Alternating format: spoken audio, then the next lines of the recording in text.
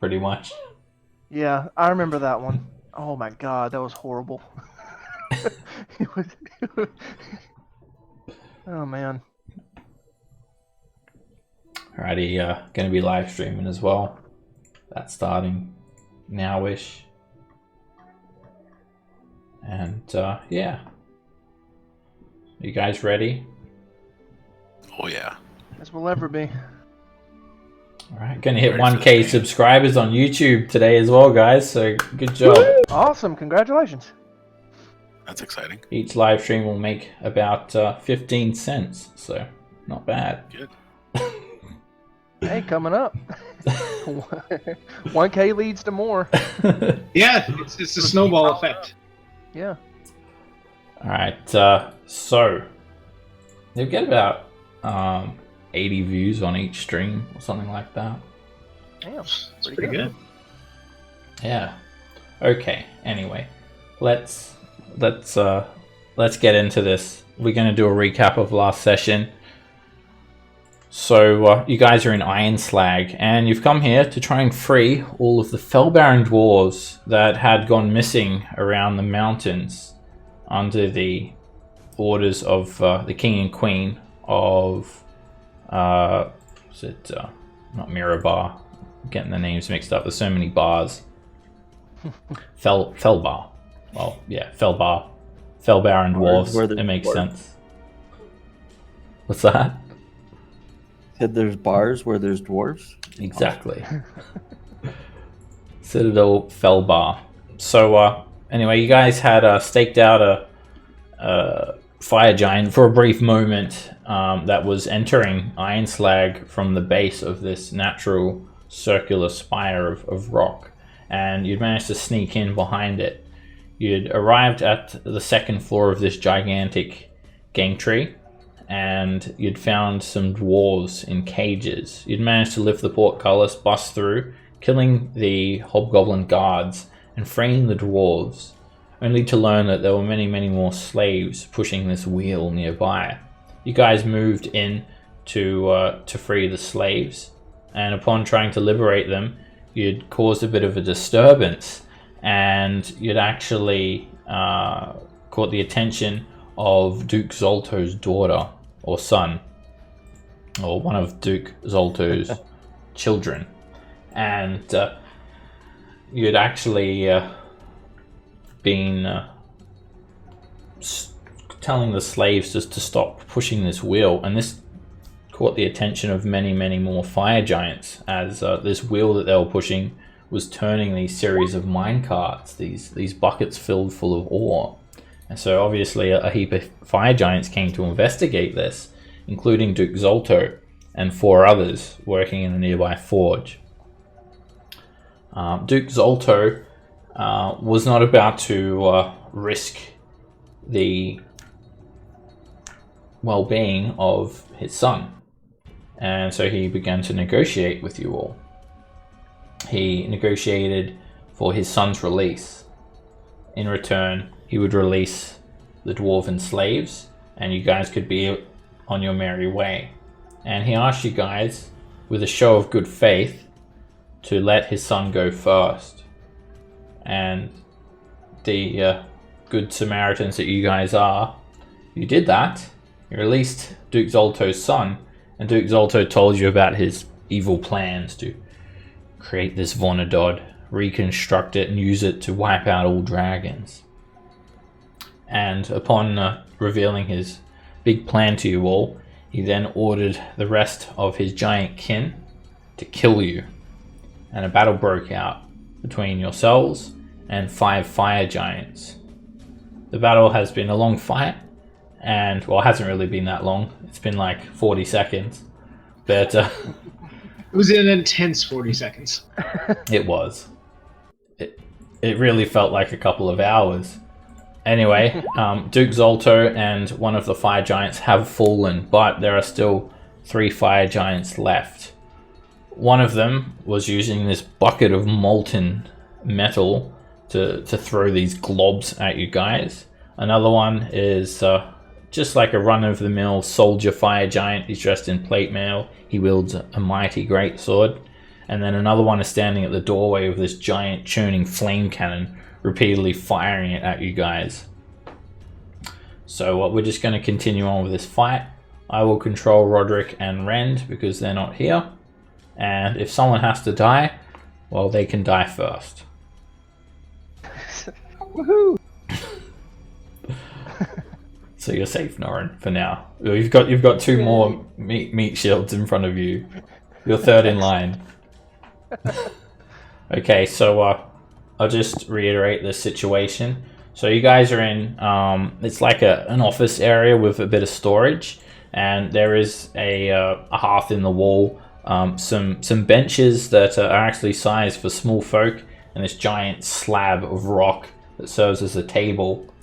The ceiling here is about 30 feet tall in this room, and you've got one fire giant up on the table. His legs are a little bit frozen up from the ray of frost.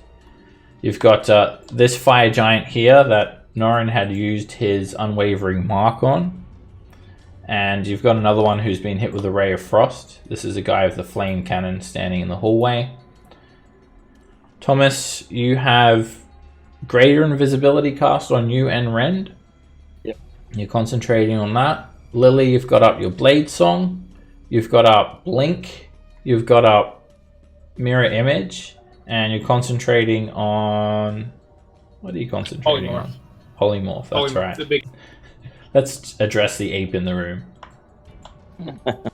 And then Than is polymorphed into a giant ape, going toe-to-toe. This truly enormous battle of the titans. And we ended the session with this fire giant just drawing a greatsword on Than and taking a couple of swings. So let's just continue this fight. Alright, Rend is going to start swinging with his giant slayer. And he's just going to do some regular attacks. The giants are very well armored, you know, they wear plate mail. So he's not going to try any great weapon master attacks, just a couple of giant slayer axe attacks. And he swings, he is invisible. So he skirts underneath the giant and brings the giant slayer up. You just see a big burst of blood spray out of the giant's leg. The giant then makes a strength saving throw. They're very strong. It's not hard to cut these legs off, but the giant stumbles backwards as this big rush of blood sprays up towards the air. Ah! He screams out. His booming voice causes all of the crates and barrels to shudder in the nearby rooms, and he comes crashing down. And the force of him falling onto the ground, he just falls straight on his back, also causes the entire floor to shake, and he even dents some of the riveted plates that are buckled onto the floor. And then Rend is going to bring the axe down again on the fire giant. And he hits hard, slashing into the giant once more. And he focuses more on the torso this time. He just like buries the head of the axe as deep in as it can go. Of course, you guys are just seeing like these slashes and blood spray everywhere. And then being invisible, Rend is going to actually back up and come around the corner here. He's going to be so kind as to actually not block the doorway. He'll stand his ground here. All right, Lily. Okay, there's those two. Well, I guess let's shoot them. This is the last of my gas. I'm out after this. We're gonna throw a lightning bolt. Let's... Gonna angle your lightning bolt up at these two guys again.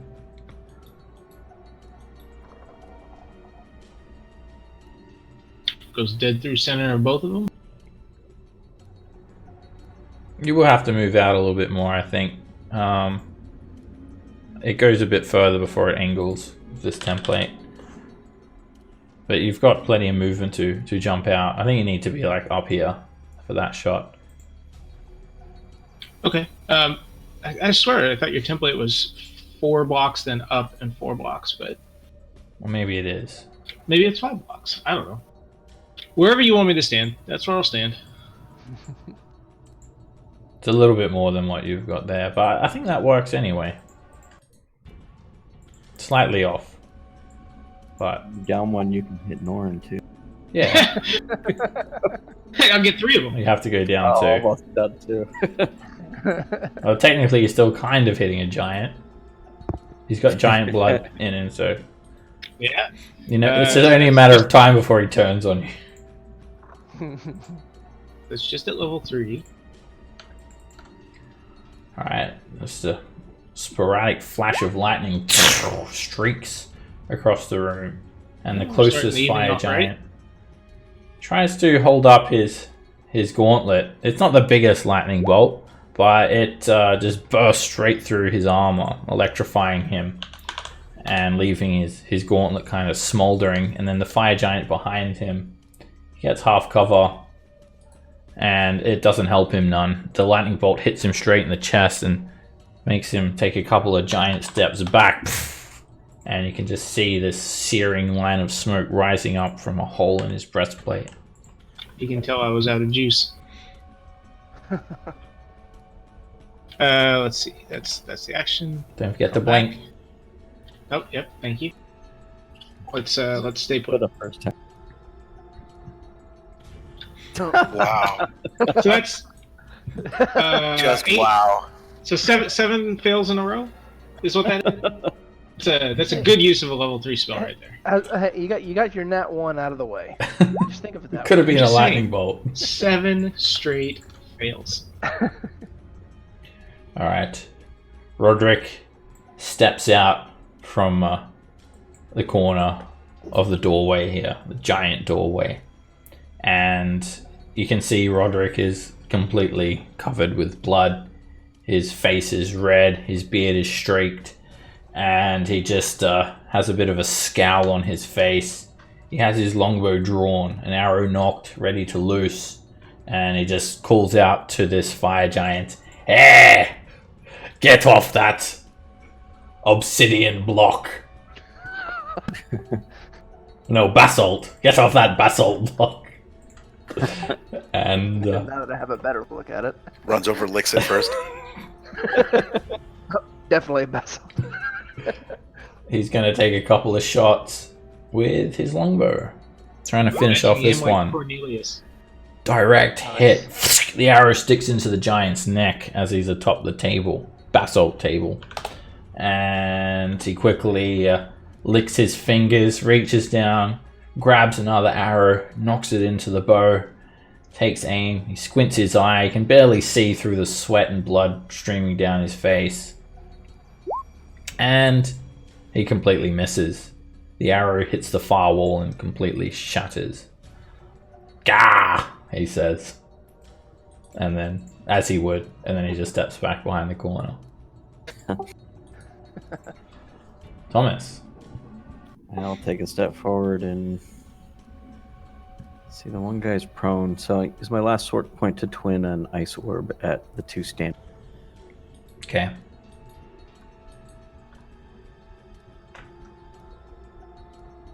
Alright, that diamond-shaped ice shard just hits this giant straight in the neck, and he looks over at you, and he tries to open his mouth, but it's just a silent gasp and some frost. You can see this frosty air emanate from his mouth. The ice shard actually hit him in the neck, impaled his neck, and his eyes just roll back inside his head, inside his skull, and he slips down off the table and just crashes down next to Mr. Ape. Aha! Make a face at him that he can't see. For a number of reasons. Yeah, for 2 reasons. Yeah, and obviously the second orb just hits one of the walls over there somewhere. Alright, Mr. Ape.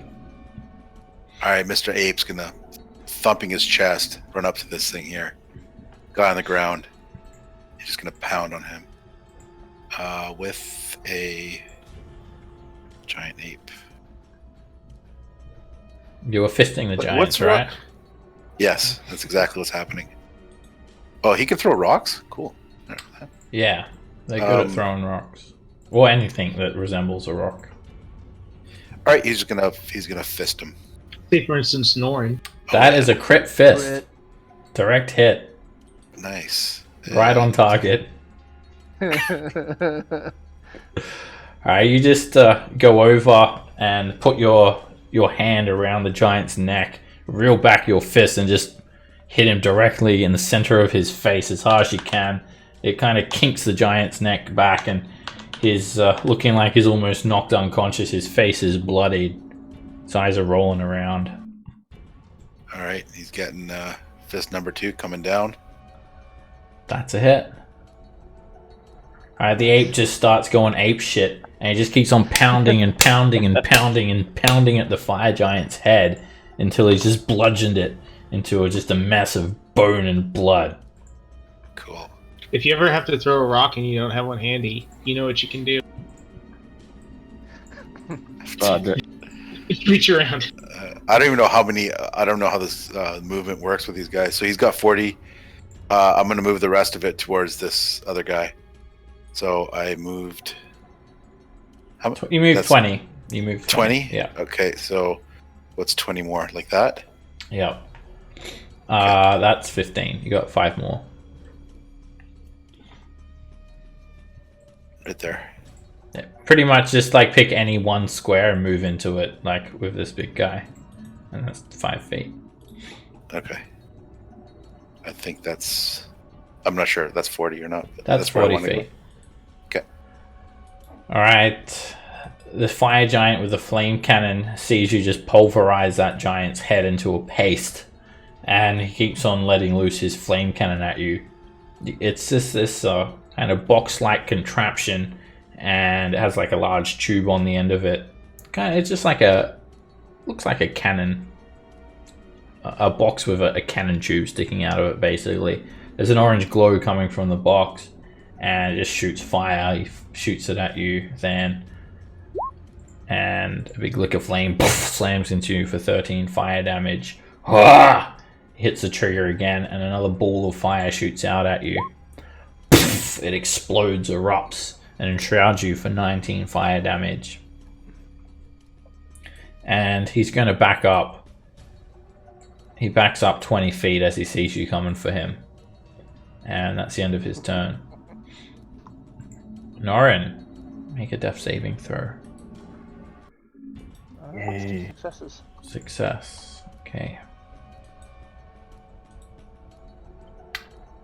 Alright, it's Ren's turn again. Why is the round counter not counting? Okay, it doesn't want to count for some reason. Anyway, you've got one more round left on the invis. Ren is going to run over to Norin, and he searches. Oh no, he's got a healing potion. He's going to give you a potion of greater healing. Awesome.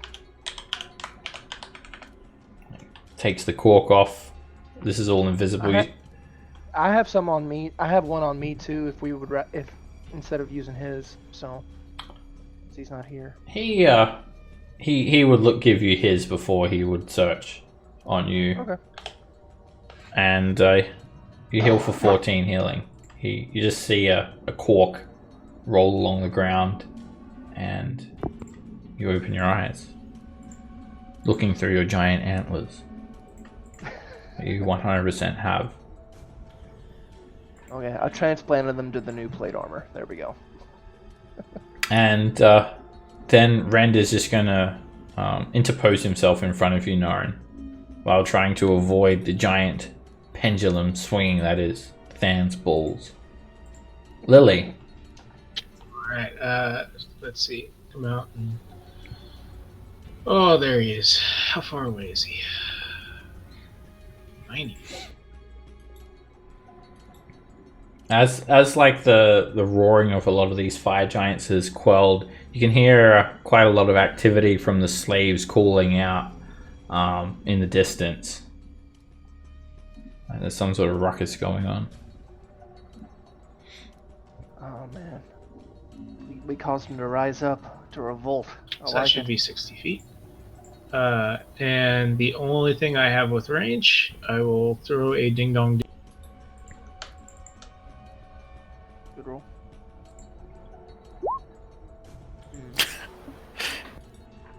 Classic. I'm not saying anything. Nothing needs to be said. That's true. Hold on, I forgot my roll. Roderick's going to. Alright, Oh my god. 8 straight fails. 1 success at the beginning when it didn't matter, and then 8 straight fails in a row. Oh, don't worry, you'll blink out the last round.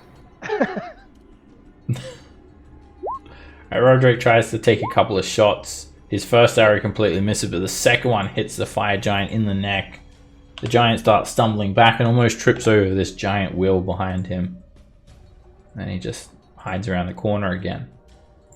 Thomas. All right.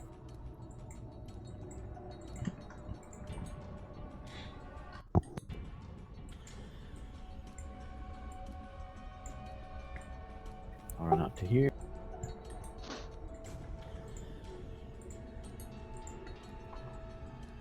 And let's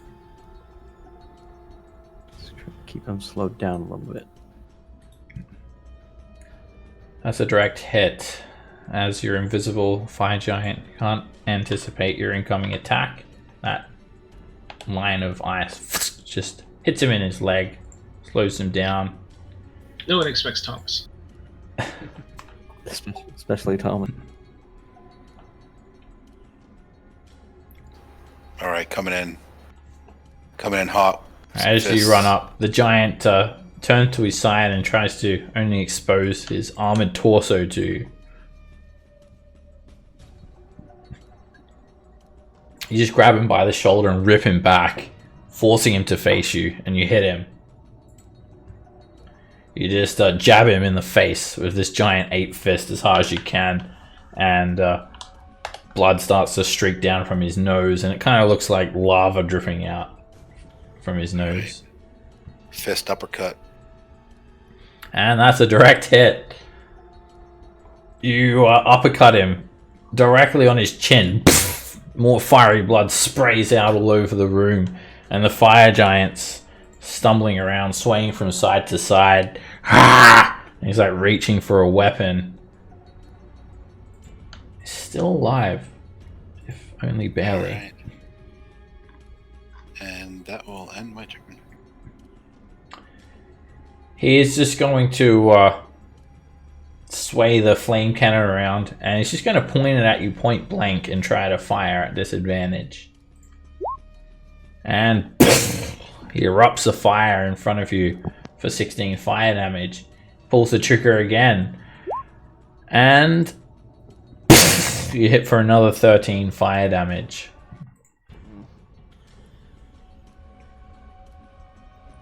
And he's just calling out as loud as he I can. have plus 11 to hit too. Alright.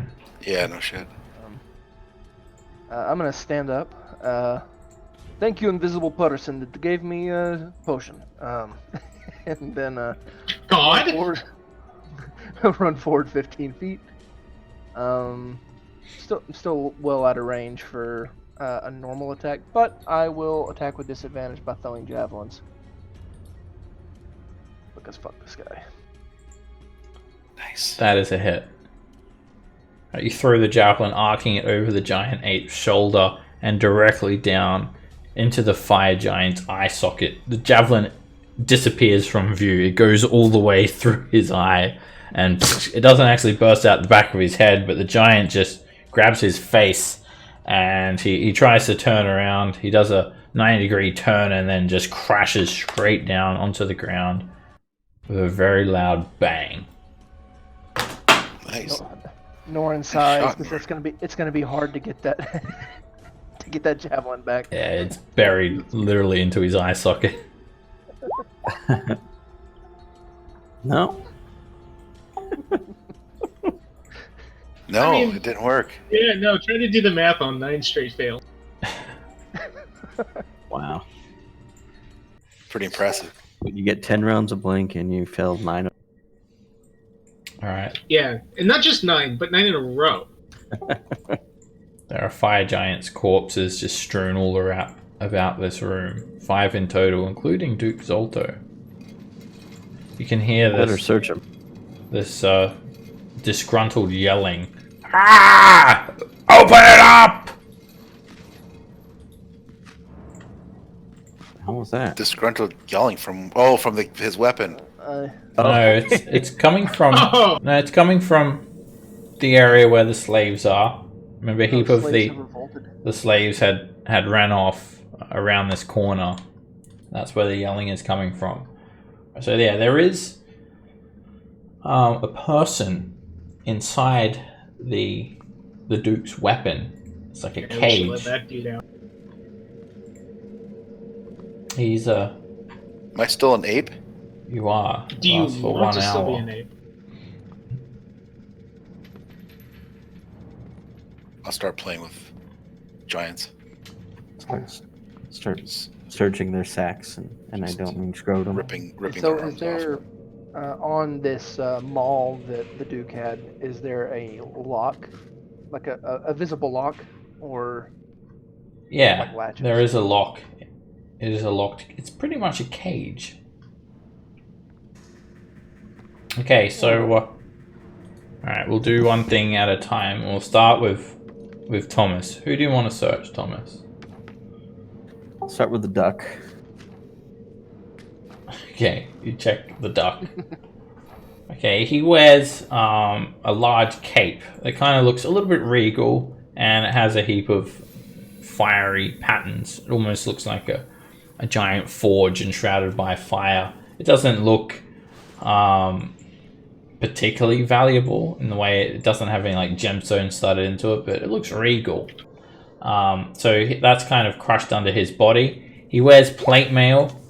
His giant maul is resting near him. Something you do notice is, which is kind of shining, is this giant ring with a big blue gemstone set into it. Shiny. Pull that off. I rip his finger off. Congrats, Thomas. All right. So yeah, Thomas. First of all, make an athletics check to try and rip the ring off. Also, these 1-minute spells have all gone down now, especially blink. See with the grunt. All right, you have a little bit of trouble trying to rip it off, and then Than just runs over and he just grabs onto the giant's finger. And Than, make an athletics check as the ape.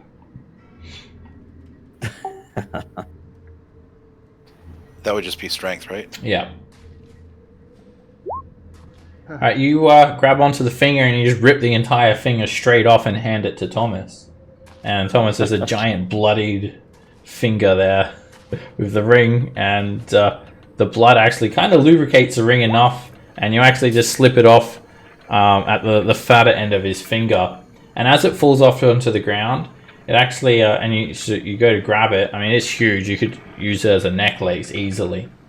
I eat the finger. Okay. All right, it's kind of tough, and it tastes kind of like it's been roasted a bit. It's hard to describe. nutty. Like spicy. A little bit nutty. Yeah, a bit gamey. It's good. Something to chew on. Good finger food. So I'll use the fingernail to clean my teeth. Roderick pokes his head out from around the corner and says, "Ah, that's a citrine in there. That be a citrine." and then goes and hides again. yeah, it's a golden ring, and it has this kind of swirling, looks like a fiery pattern worked into the band, and it shrinks down upon touching it to food, nice. so the perfect size of your finger, Thomas. So it's a magic ring with a blue gemstone.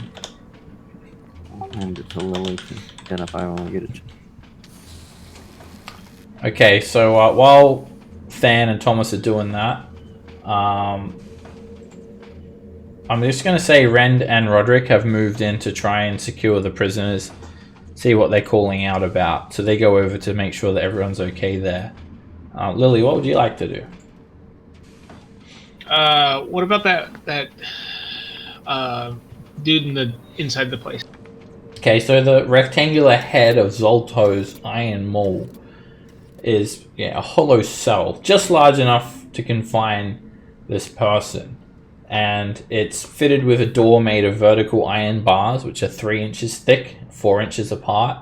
And it has a lock built into the door. And it's a pretty big lock.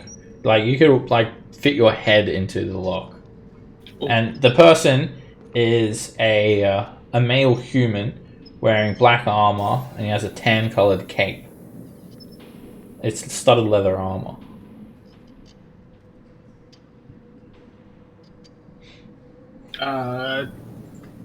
Did the guy have a key on him? Yeah, you go and check the Duke's pockets. So he's got a couple of small pouches attached to his belt on the outside of his armor. And the first pouch you check has a giant key in it.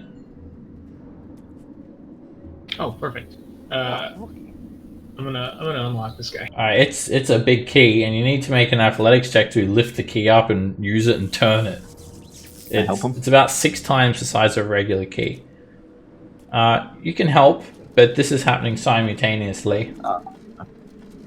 So at the moment right now, you've just Than's just handed you this finger. And then I'm tasting the finger. You know what? I'll let the Lily, let would the you ape like do me? it. I said, Lily, would you like me to do that? Yeah, I'll just show the key to the ape. I'll let him do it because I'm too small for that. And I guess I'll. Did anything else? What about Norin? He just offered to help. All right, if Norin wants to help, we can give it a shot. You said athletics. Well, I mean, I was saying, let me see the key. Oh, okay. I'll give him the key and I'll search the pockets then. Alright, Norin, you don't really have any trouble handling this key with your strength score. So you put the key in and give it a turn. It's a little bit hard to crank, but the cage opens up. And Lily, you start searching through the rest of Duke Zolto's pockets, and you find some bits of scrap metal.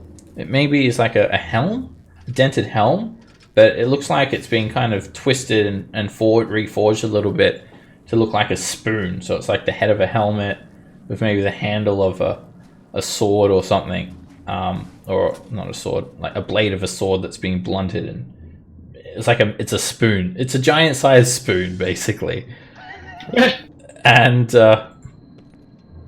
he also has some pieces of chain in his pockets in one of the pouches, and it's just junk. It's nothing that you'll find valuable. He's also got a single dead trout. It's a pretty big trout. At this stage, you hear some giant stomping footsteps coming from the northeast. What do you guys do? And some giants talking. Okulamo, why this stop? Company. Should we run? Let's run. Whoa. How did I move up there? All right, Than's a hero. Just run straight up to confront I have them. no idea. I have no idea how I got there. I'm lost even. It's because I pinged the screen, and if you're moving your token at the same time, it'll just slingshot your token across the map. I'm gonna grab the guy that's inside the mall, and if everybody else is booking it, I'll follow. Okay. And I'm gonna start grabbing the junk out of that Lily spilled out of his pockets. Try to find 10 pieces of small. I'm gonna grab a couple rocks. There with these giants. There is 5 foot lengths of chain. They would be considered small objects. Okay. Alright, Norin, with your powerful build, carrying this guy over your shoulders won't slow you down. Alright. As you grab him, Norin, just make me a perception check. I'm supposed to be good at those. you okay. You grab him. I won't bother putting like his token down or whatever. It's just like a human male. He wears a black cape and studded leather armor. Sorry, a tan cape, black armor. As you sling him over your shoulder, Lily, you can't help but notice in the different angles of the light, his cape has this shimmery image of what looks like a snake eating a coin. It's the symbol of the Zentarum. Oh, he's not a nice person. It- Back in the mall. No, I'll tell them what I saw. Like, he looks like a Zend, but otherwise, Well, it's I'm time to go, right? I'm not gonna leave someone here to die like this. No, I didn't. I was just teasing with that. The ape smashes him after hearing what Lee says. All right. I can't control the ape, okay? Donk. The donk smash. So we run for the doors. So what do you guys do? I'm gonna grab a couple rocks to throw if there was any among the giants. Do they have any? One of the there's like each giant has a bag actually slung over their shoulder, and they just have these like they're not actually rocks, but it looks like this jagged chunk of scrap metal that's been melded together. That's what they were using to throw at you guys. Okay, I'll grab that. That flame cannon's also sitting on the ground as well. Oh my god, ape with cannon. Is that like an ape weapon? It's a weapon for a creature of your size. Okay. I mean, you wouldn't be feel like proficient with it. But I feel like I'm just gonna go with the traditional rock throwing okay. techniques. Of my, I think the flame cannon will just do fire damage, and well, it's not I'll gonna make my ancestors proud. Okay, so all right. So when you hear the voices, you guys run out into this room, and the two fire giants. They just look like foot soldier fire giants with plate armor and great swords. They point and they see all of you guys here. Shit. Hey! Stop! And then they can see all the corpses behind you all, and I think it's best that I roll initiative. Damn. Guess we're not bluffing our way through this one. Oh, Norin. Shit, I'm getting confused. Okay, so it looks like another two giants have come to investigate this cage. Oh, sorry, these series of buckets that have stopped moving. So, Mr. Ape, you're up first. Okay. Let's see here.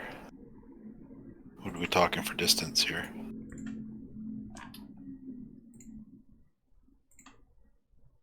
Ooh, they're like 90 feet away. Perfect. I'll move 40 feet and then throw 50 feet. All right, so if you want to move over these areas with the gears and the things, it would be difficult terrain, but you can move around the side of it freely. He's got climbing. You're not really climbing though. You're just moving. Okay. Yeah, they're kind of like little hurdles in your way. Okay. Then I won't be able to get in range without being at disadvantage. So I'll just toss from where I am here. And I'll throw a rock at the closest one. That's a miss, I guess. Sorry, I just had to reload my page because the audio was messing up. Yeah, it misses. So that pouch you've got, it's actually got 10. Well, it has 9 more pieces of ammunition in it. Okay. I will stand in front of my friends. See if I can give them a little bit of cover and then end my turn. The giant's just yelling out and running towards you guys. He's stomping, shuddering the ground with each step. And when he gets to this cage, or this portcullis, he lifts it up, slamming it up towards the ceiling. And you hear like the roaring and growling of multiple hellhounds. Lily. Okay. I don't know. I'm out, so I got nothing left to throw. Let's see. I guess there's a chance I could Ray of Frost him to slow him down. So I'll try that.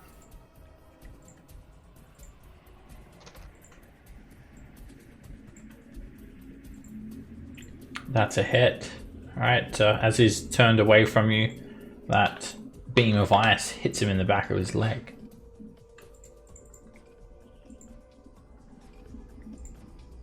As you come around the corner, you see all of the Felbaron dwarves and human slaves grouped up here.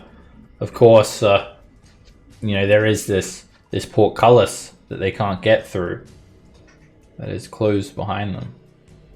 Actually, was the portcullis closed? Oh no, it's open. I mean, we came through it. No, yeah. It's closed. I was holding it open. Yeah, this one doesn't stay open. So it's closed again. It looks like they're all kind of stuck here. That's what they were yelling about. They can't get through. We're all gonna die. We need backup from behind the portcullis. Thomas. Where'd the guy we met at the mall go? I have him over my shoulder at the moment. Met at the mall. Well, this might be better to buy us a little time. There's nothing near him. I'm gonna center a hypnotic cube over the far giant. That's way better. Nice. Okay. A big, massive swirling energy appears straight over the giant's face. And Father Mucker! he squints his eyes and just wipes his face a little bit and shakes his head, and he overcomes the magic. Hey, Roll on the wild magic surge table. Ooh. Uh-oh. This could be bad. Heal your entire body. You just before you hear, fall. I believe in you, Woodley. You hear this whisper. Oh. Damn. You don't even shave anymore. You just wait until that roll comes up. And every morning you just cantrip until you hit. Who needs a barber? Or blow everybody up. Barbers are expensive. Norin. Alright, let's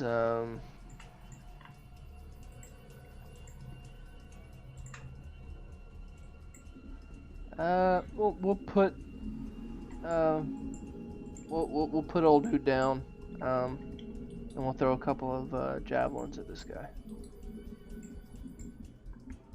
One. That's a miss. Yeah. Okay, and two. That hits him. The javelin sticks into his back, somewhere around his torso area, and a gap in his plate mail. He barely flinches. I'll pick the guy back up and another 15 feet.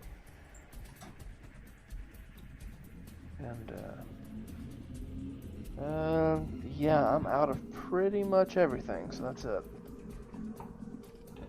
Hey, I know that feeling. This giant comes stomping forward, running up behind the other one, taking a dash action.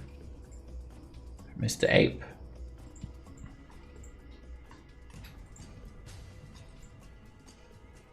I feel like I should go try to open the I think it's a good idea. portcullis down there. So I'm gonna double movement.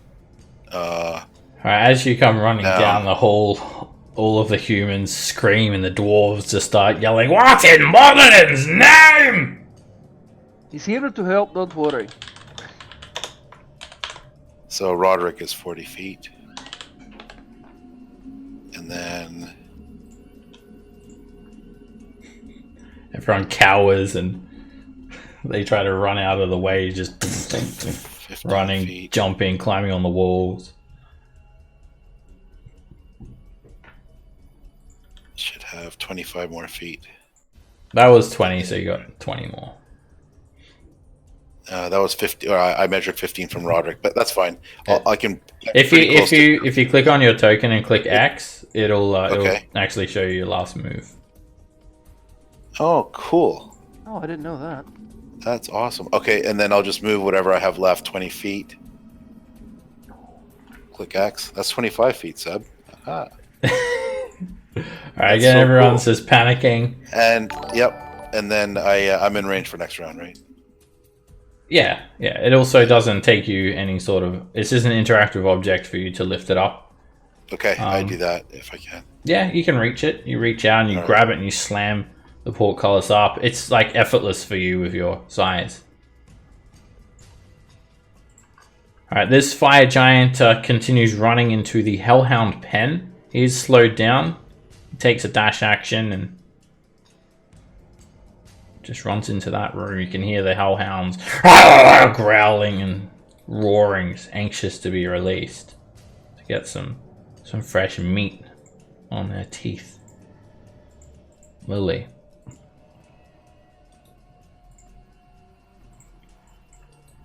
$30 and dash.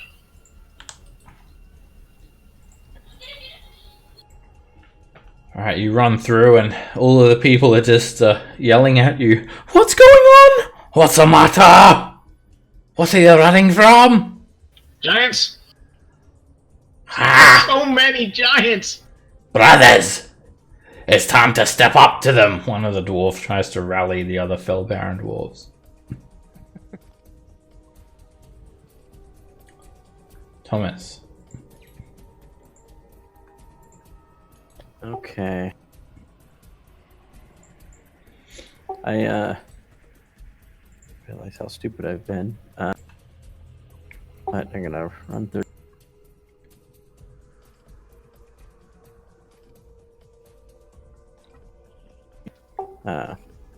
Dump my 10 torches out. Okay.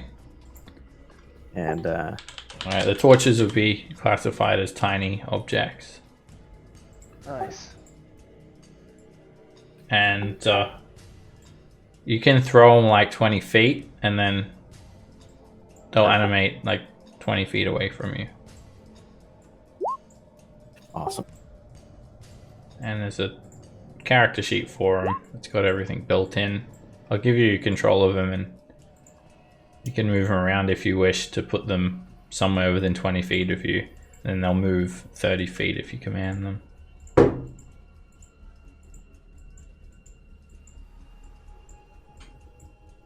So a heap of torches, you cast them across the ground and immediately they rise up, becoming a construct under your control. Alright. I command them attack the giants. Oh, this is difficult terrain though. Or They fly. where they fly. Actually, they're a little bit too far away. They have to be at least 20 feet for just an item like that. So that's where you throw them. They just kind of spread out and rise up. Two of them can actually occupy the same space because they are tiny.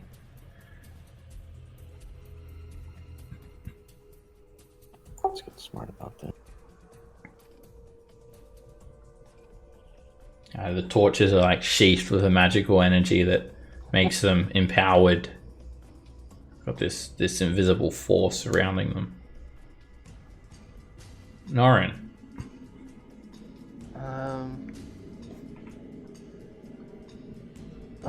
Thomas, are you coming? Yeah. All right. I'm not gonna waste time then. Hello, Roderick. Sorry, hello, Rabbi. They're going to be in charge of like the prisoners. They're going to like start leading them this way and protect them if something gets near them.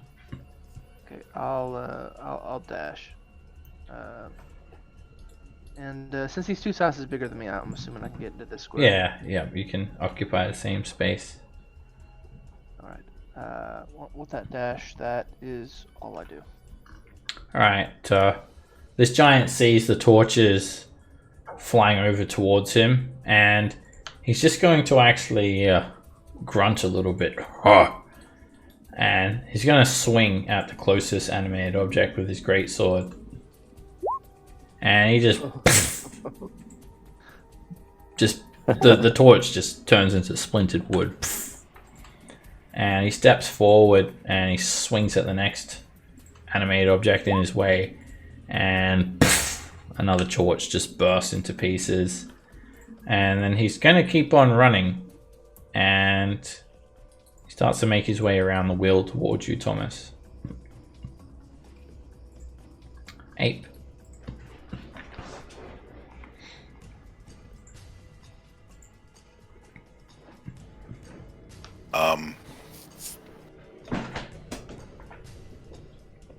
Are these people gonna go through at some point? Is it the next round yet?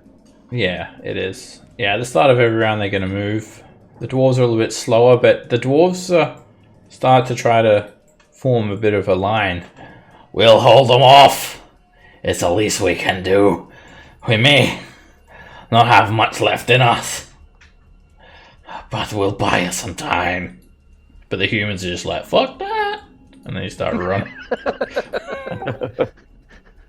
I mean, that's the right attitude, if I'm being honest. Meanwhile, Rend and Grunt. and Roderick have moved to just like get everyone else out of the cages, and like, you know, they're directing prisoners to the exit. Step out onto this sandstone, says Roderick. And there's a couple more that you're hovering over there, Mr. Ape, so let me just move you back a bit. Anyway, they're rushing forward with you. All right, okay, and then as long as they're past the portcullis gate, I can move on back to here.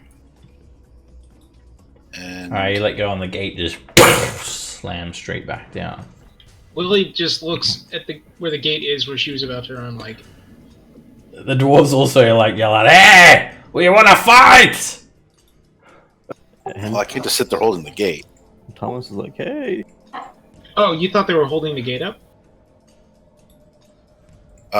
They're not strong enough to lift it in the first place. They're like so weak as well. You know, they were being worked to the bone. Okay, then I go back and I lift the gate. For everybody else to go through, I guess. I don't know what I'm supposed to do. The dwarves have like made a stand. They're trying to like make a stand. I just wanted to see how far away Thomas, or the only one that's missing is Thomas right now, right? From what I've seen go by. Yeah. Do I have the intelligence to even get all that? Yeah, you can. Well, you can see Thomas. You've still got your alignment and personality, so you see like Thomas, and you're like, "Oh, that's my friend. I don't want to leave him behind." Yeah. Okay. So then I see him coming, running still. So I'll go open up the gate again to see if. All right. And that's full because I moved 20 and I moved 20 back. Right, the dwarves are going to rush forward. We'll make our stand here, if only to buy you a bit of time. Don't worry about us. We have the guidance and protection of Moradin. Alright, this giant's going to unlock the gate, and I'm going to roll some Hellhounds into the initiative. Just going to have to scroll back through the turn order for a second, too. Okay. Alright, you hear some barking, and Hellhounds. There's dogs that look like they have obsidian flesh with sort of gouts of flame coming out of their mouth, a red glow coming from their glands. Fought one before, and just hearing their barks, you can already know what's coming, and they run very, very quickly, almost twice as quick as you guys. One of them just comes sprinting around the corner, straight towards Thomas. They're more like big rats than they are dogs. Lily. I mean, this is what we're doing, right? We're running this way? Yep. I'm understanding correctly? Okay. Yep. Then I do the thing that we...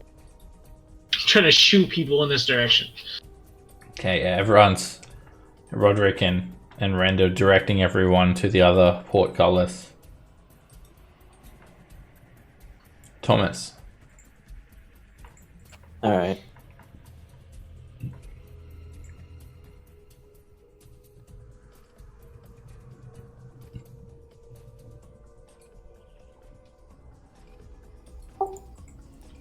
Actually, move these two within melee as well.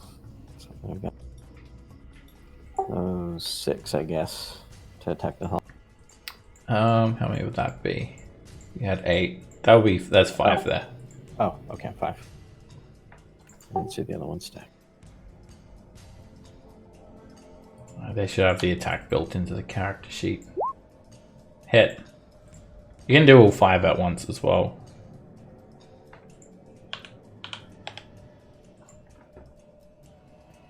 Two of them hit. So one more hit. A couple of torches smash into the Hellhound, and Hellhound sort of turns its head back around, starts barking at the torches.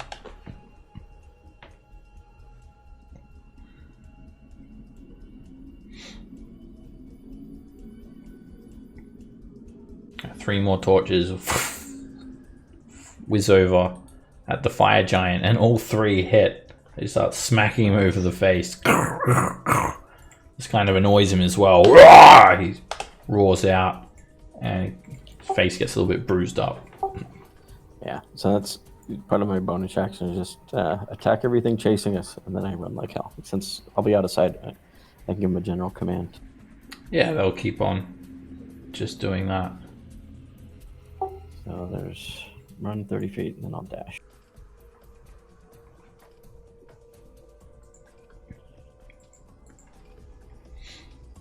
Hi, guys.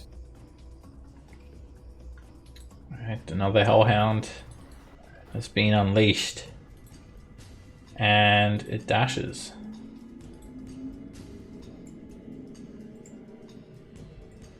And another one. The giants you can hear the giants calling out orders for the Hellhounds. Alright, one of the Hellhounds runs by 3 animated objects, provoking 3 opportunity attacks.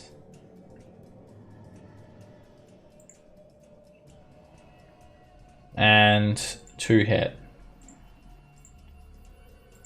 Good damage. The torches just like clubs, just all swing at the Hellhound, and Hellhound gets a little bit. You can hear a bit of a yelp from around that corner there. Norin. So get behind the portcullis, I'll be fine. Okay. So I gotta move through a dwarf to. So that's my full movement. Oh, you were missing a human. I'm a northerner. I stand with the dwarves for Luskan, for Miramar. All right. Then I'll just I'll use my action to dash. So that's another 30 feet. Turn. Alright, this fire giant is annoyed at these torches, so he's gonna attack torches. And first attack misses, second attack disintegrates a torch. Alright, Mr. Ape. Gonna, as an action, can I grab Thomas? Yeah. I say just hold up the portcullis, bud. I'll be alright, I can get through if it's close. Save yourself from the... Just don't let anything through. I mean, I think he's headed this way anyway, so if he picks you up, there's no harm. Yeah. Alright. I just grab him and I carry him past the portcullis. Okay. What's my movement with him? It doesn't slow you down. Okay. Awesome. Only if Too many Twinkies, Thomas. they're 2 sizes. Only if they're 2 sizes different do they also slow you down. All right, and that's as far as I can go. And I put Thomas down. Alright, you slam down the portcullis, and you see all these dwarves start calling out, "Come at us! Come on, you big freaks! You think you know how to forge? That's shit workmanship if I ever seen it. Trying to goad the fire giants to attacking I'm them. gonna die. The Hellhound's gonna come running around the corner, taking a dash action. And more Hellhounds. That was only half of them that got unlocked. Oh man. Alright, this Hellhound, you guys can't see this obviously, but I'm just describing it so you know what's going on.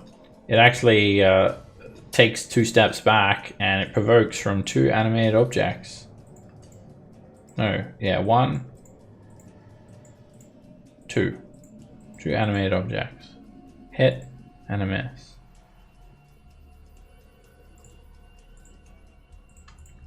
Okay, and now the Hellhound is going to use his fire breath on 1, 2, on 5 animated objects. Does a 15-foot cone of fire and just breathes over all of them.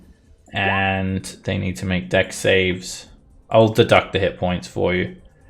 One of them makes it. It's funny because they're torches. Another one makes it, gets lit up. They're now burning torches. Alright, one fails, and if they fail, they get lit up. But it's still not enough to destroy them instantly. And 2 more. Oh no, 1 more, sorry. Another success. Okay. So, well, 4 of them make the saving throw. And that was the Hellhound's turn. So Lily, you're up.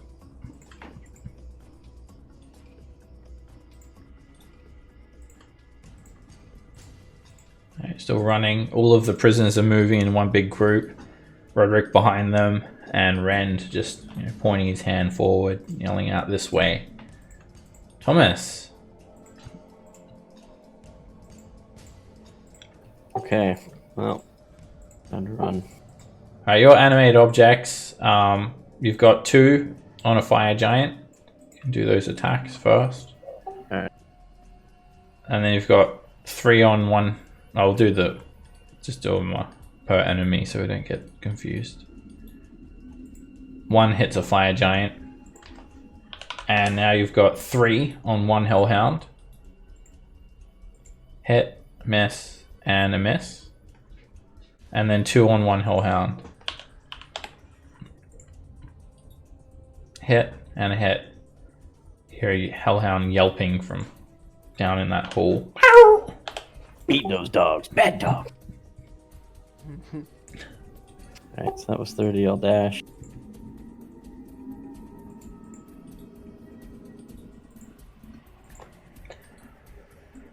A Hellhound steps back, provoking 3 opportunity attacks from the animated objects. Hit, miss, and miss.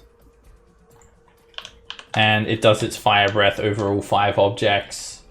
And you'll need to make... you can make all the dex saves. Alright, 1 of them survives. 1 is burnt to a crisp. Another one makes a save and survives. 1 of them fails and is burnt to a crisp. And another one makes a saving throw and survives. Okay. And another Hellhound is released. It runs up and it does its fire breath on 2 animated objects. Just a 15-foot cone of fire over the 2 that are fighting the fire giant. And 1 succeeds and 1 fails. Neither of them are destroyed, so you've still got 5 left. And another Hellhound's going to escape from the pen and come a-running. And it just dashes. So, alright, this one is going to do its fire breath, and it's going to destroy 2 animated. Actually, it's going to destroy all 3. It does provoke 1 opportunity attack first, but they're all on 1 hit point, so they are schmelted.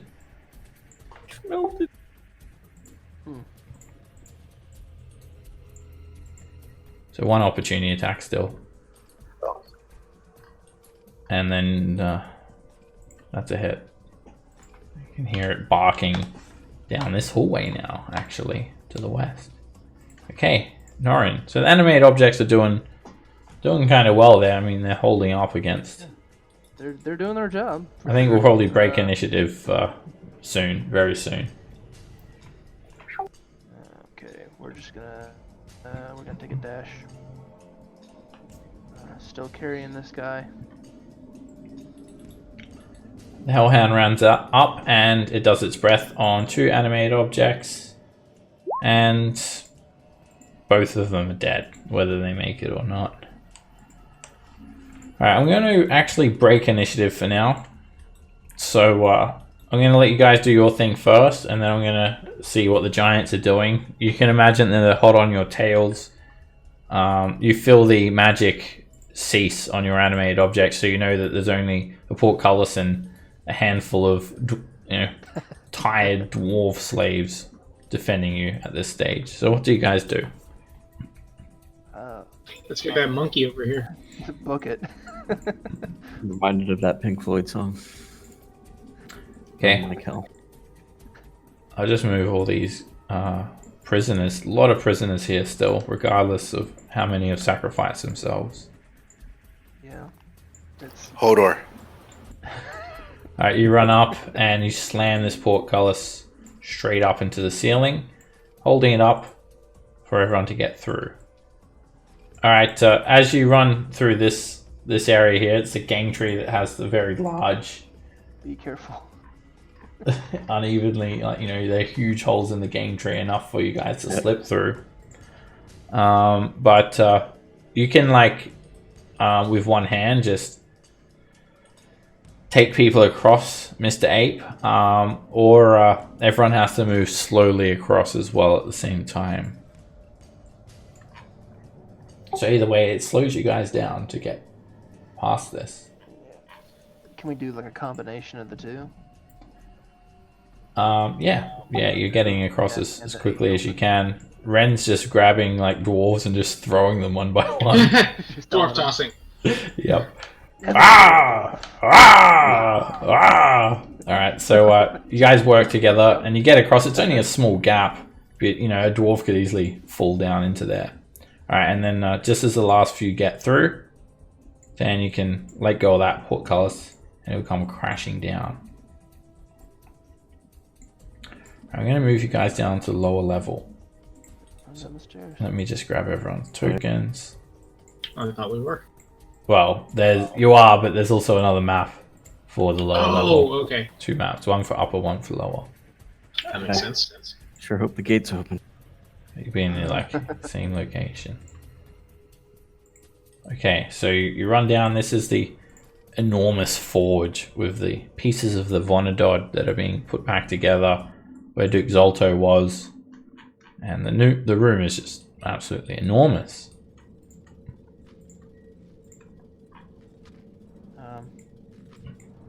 You hear the dwarves in the distance behind you screaming, "Ah!" as they're obviously being bludgeoned into submission or just crushed. Massacred. Well, they're probably not killing them. They're probably trying to make them slaves again. Gotta say the phrase to open the door. Yeah, Giant. I'll say it in giant. Alright, so you head to these 50-foot tall adamantine doors. And do you remember what the word is? It was like a whole phrase, right? It was like a sentence. Surtur, I command you to open. By Surtur's flame, I command these doors to open. Okay, so all of the prisoners are huddled near the door, and you yell that out as quick as you can in giant. Nothing happens. Do we have to be a giant? I think that he said something about needing to be a giant. Let me. Can we pretend to be a giant? Oh yeah, I'll yell. I'll yell out. I have a little bit of giant blood in me. Alright, even being a giant kin does not seem to be working. The doors do not open. How dumb do you think those doors are? Shit. Dumb. Yeah, you think? Thunk smash. Thomas, make him look like. Yeah. I don't know how they can tell who's talking, so let's take a stab in the dark. Alright, try casting an illusion on Nora to make him look like a giant. A very small I don't know giant. if that works or not. Yeah. Well, I here's have my hoping the doubts, doors but don't have yeah. a height hint, okay? All right, I'll try again. I made it outside. All right, so you do a minor illusion. It's pretty janky. It's like as soon as Norin moves just the slightest little bit, he goes through the illusion, and you call that out, Norin, in giant, and it doesn't seem to work. It's just not enough to cause these doors to open. Can we shove them open? We got a big ape. Yeah, might as well try. You can attempt to open them. Can we all try to help you? They're like 50 foot tall, right? They are 50 foot tall, They are. adamantine doors, sealed by Oh, ancient that's- magic. That's pretty heavy. Yeah, adamantine closed with magic. I'm definitely Donk. trying to help the ape. All Donk right. smash. So everyone can push on the doors, and like everybody's combined efforts could be enough to help the ape and give him advantage, and that will require a strength athletics check. If only our priest who has the thing was. All right, you try pushing Than, and it's not working. And suddenly, Norin, you push, and the doors swing open. Oh, you know it. I did drink the Nice. potion of giant strength, so All right, yeah, you just grab onto this door and push with all your might. Your muscles ripple, and slowly these enormous adamantine doors swing open. Giant ape totally thinks it's him. The Thumping his chest at this point. the fire giants are hot on your tail, and it's looking like they're going to catch you. Ren and Roderick just make sure they're the last ones to get through. And as you guys are yelling at them to come, Roderick just turns towards you all, and he shakes his head. No. It is our time to stand. Tell the king of what's his name that I stood here as strong as a slab of granite, and as powerful as a slab of basalt, and as wise as a slab of obsidian, and with the healing properties. And at that stage, the fire giant just comes and picks him up, and Ren just says, like, he's yelling at you guys to just run. He's like, takes the giant slayer axe, and they will cover your escape. wonder how they're gonna get out of that situation as we run. Well, they are in fresh need of slaves. Yeah. We can come back and get them. All right, as you guys exit, the doors like automatically close, and Ren and Roderick are left behind to hold off the fire giants while you guys make an escape out into the fields with all of these prisoners. We actually got quite a few. Add them all up. They're not worth one Rend or Roderick. Well, I mean, no, obviously not, but Alright, you guys just run across this open field away from Iron Slag, and what do you do? Did we have like a way to get back to the ship, or did anyone think that thing through? oh, somebody was. I think it was. Thon was gonna do a sending. Donk but- smash. And once he's not an ape, you're just grateful that it wasn't Ren or Roderick that was gonna. Yeah. The giant ape just heads for the trees, leaves you guys behind, And lives his life as an ape. and lives happily ever after. For an hour. For an hour. Thon, when it wears off and you convert back, you just look at your hands like, why do my hands smell like poop? So, okay, you guys run off. How long do you guys want to run for? A couple of hours? Get away from Iron Slag? Yeah, I I'd think say so. Get everyone to safety as far away as possible. And Okay. recuperate a little bit if we can. We're a lot. I don't think there's any lot. chance of us coming back here without. Okay, so with this large number of prisoners, you guys just move away from Iron Slag as quickly as you can.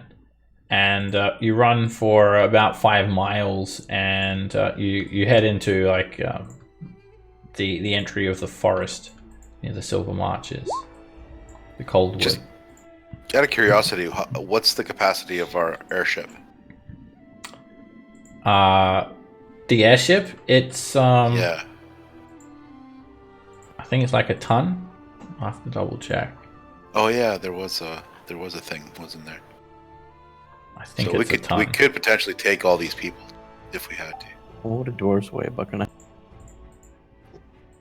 Yeah, They're pretty dense. Well, it's not looking like everyone's going to fit on this ship. With one trip, Well, we'll have you'd to make do some multiple sacrifices. trips. No elves, right? We'll take all the elves. There aren't any. I Roderick's think he not. means us. Oh, Oh. And they're all gnomes and dwarves, right? all right. Well, gnomes can't weigh a lot.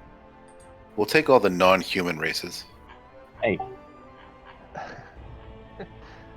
So, We'll make special accommodation for Thomas. at least we have fewer crew member to carry. That's true. you could, yeah, it can hold 1 ton of cargo plus the crew, but the crew actually We were short on only crew, weren't we? the crew actually only consists of 2, like for Yeah. weight wise. So anything more than 2 people on the ship is adding to that what the cargo can hold. Well, 1 ton is like what, 2,000 pounds? Yeah. And how many slaves do we have? We are not slaves anymore. We are free men. Don't speak too soon. This is true. Alright, This is true. They don't know how you guys operate. Yeah. You guys got Out of the frying pan into the fire. 12, 13, 14, 15, 16, 17, 18, 19, 20. So there's 24 of us. 24. That's a I lot. don't know. Lily doesn't weigh a lot. Alright, you've Wow. actually the polymorph has run out at this stage as well. And you guys are just kind of in some woods at the moment. You know, move you guys over to a wooded area. All right, then we should. I think the first thing We- to do can we- is to take a look Oh, at we the can't terrain. return without Roderick. It Right. was his quest that we're on. It's such a great story. He's gonna love that he made a last stand. But maybe I would argue that we have to return without Roderick to save him. yeah, to get Oh. reinforcements. Yeah, you could like go there and tell the brave tale how he sacrificed himself for dwarven kind. He's a real hero, and hopefully he'll be back soon. Yeah. Within the We'll next have to. the next 3 or 4 hours. Hopefully he'll be back. No, he's done. We just got to move on, you guys. So let's take all the dwarves with us. Out of the 20 people that were slaves, how many are dwarves? I'll have to count. Let's take a look.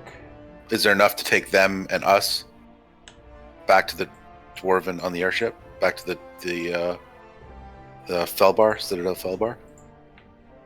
All Get right, them to safety? let's check. I'll move over to a map, and then we'll calculate exactly how many you guys have saved and whatnot. All right, so you guys are just in a wooded area. Now, are any of them worth more points than They're a others? few miles away. There's all right. You tell them Please to line up by point value. line up. Tell them to line up by race. So Oh, because the gnomes, the gnomes, they can like 2 gnomes for for like one person's worth of cargo. I think I would inherently rank the taller ones as worth more, but then 2 smaller ones should count for like more. So I'm torn. But we're going to a dwarven kingdom, so I think the more dwarves we have. All right, Well, then we only got where's 5 Stan? dwarves. Okay, there we go. All right, so you guys tell them to just line up so you can do a head count to decide what to do with them all.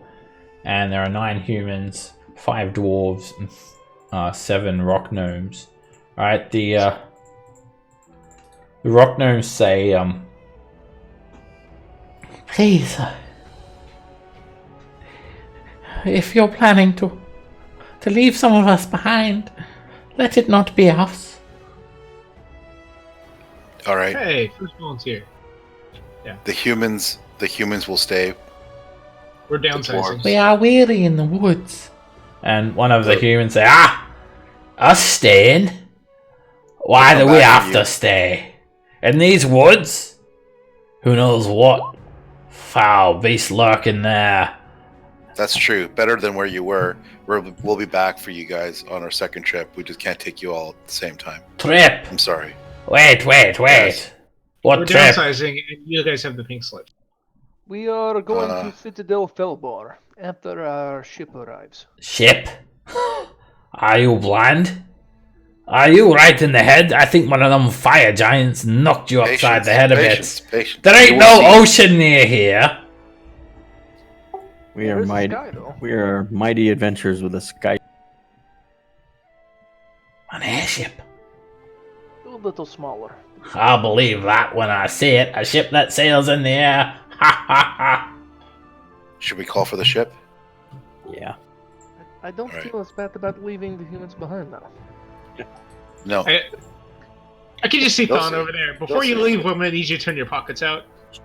So when you see the airship, you'll wait for the second trip without. Let's make some wagers, shall we? You got to be kidding, a wager. Yes. And with what money?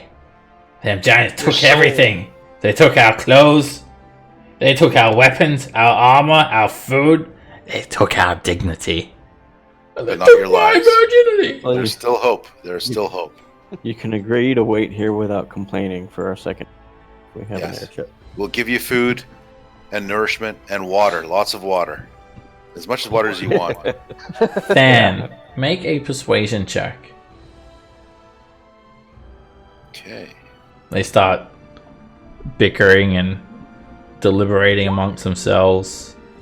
Water. We need ale. You can't leave us here. You condemn us. This magical ship of yours, why can it not take us all? It's not strong enough. You've been putting on weight. We are just common folk. Farmers. Little wait. Housewives. We were raped from our homes. If anyone should stay, it should be the gnomes. They're magic folk. They have spells that can protect them from foul things that lurk in the woods. Well, I can just drop a fireball and see, and only bring the people that survive. Trial by fire, literally. Trial by fire. That's one way to A do it. literal crucible. That's what you should rename Fireball to. Alright, Crucible. Thomas, make an intimidation check.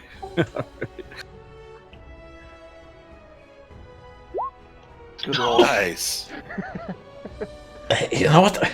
Hey, water. I quite like water. Yes, water's good. We're happy with water. I don't mind that water stuff at all, actually. Good thinking. Very well. We'll wait, but perhaps you'll arm the men. They all trained in the militia. We have no formal weapon training, but the men do. We need some weapons to defend ourselves. Here's a +1 bow. Good luck. I actually have a quarter Alright, staff on me. this human farmer takes the bow. It's light. Magically imbued, is it? Just joking. I grab it from him. Not that one. Hey! We have scimitars, don't we? Didn't we have some stuff in here? Where is it? We got rid of it all. Oh, fantastic. There may be What is all that? sorts of spooks that come for us of the night in the woods. Yeah, I have like a short sword. I'll say, how about javelins? Can you use those? A javelin. Like a spear, I guess. I can try. Well, it's better than nothing, right? I'm not sure what it will do if some hungry ogre comes upon us. Or even worse, barbarians. Well, you just throw it and get them to the head of their throat or something. It's fine. It's easy. And I'll start handing out javelins. There's a lot of you. They might get full before they get to you. Well, I guess we're not left with much of a choice then. No, unfortunately you're not. Go up Just my step quarter. up from the wheel. Just lay low, Let's see. rest, and we'll be back. There's nine of them, so they'll Sirs! use a javelin. Sirs, ma'am, please. What about the others? A desperate What woman others? comes up to you. What others? There were others. One of my cousins. She was taken somewhere else. What do you mean somewhere else? Within the same compound? I'm not sure, you see. Our barn was attacked. We lived in a small hamlet. Just a small wayside farmstead, not too far from Felbar. And we were taken. Many of us were taken. We were put in cages. Some were taken inside that big giant forge, but others were taken elsewhere. I'm not sure where they are, but surely they don't eat us, do they? The hot ones I don't. think so. I think you're safe as far as being eaten by these ones. One but of the there rock are gnomes others. steps forward. Hey, she speaks the truth. Aye, that's true as well. I can confirm it. 2 of me wives were taken, and I ain't seen them. 2 wives. By Aye. whom? Taken by whom? I Fire saw them in a giants? cage. There were some elves, me wives, and I'm not sure. They were taken away, not through that entrance that we escaped from. In what direction? I'm not sure. Well, you're all claiming to see them be taken away. What direction were they taken? East, west, south, north? They were taken away. It's hard for me to remember. I think they were going around the mountain, perhaps. Are all of you from, like, the same place, then? Or were these separate Or were you all- incidences? Were you all captured together and then you guys were taken into the fire giant? We were fortress just and the others prospecting around the mountains. This is a dwarf speaking. We were prospecting around the mountains. And we were taken like that. Put in a cage while they raided other farmsteads and hidey holes where the rock gnomes live. Okay. I want to see the hiding place. Is by collaborating all their stories, can we kind of get an idea of what direction the others were taken? Trying to find out what each one of them were doing and when and where they came from. One of the female rock gnomes steps forward. I think I know. They were separating us into groups. I'm guessing some of the more physically fit and some of the weaker. While they were And you- talking and discussing, they left us outside, but I caught a glimpse. They were brung through Iron Slag and away deeper into the lair. I think there's an elevator. I could hear the chains. Within the compound. Yes. The back door I keep telling you guys about. Of course.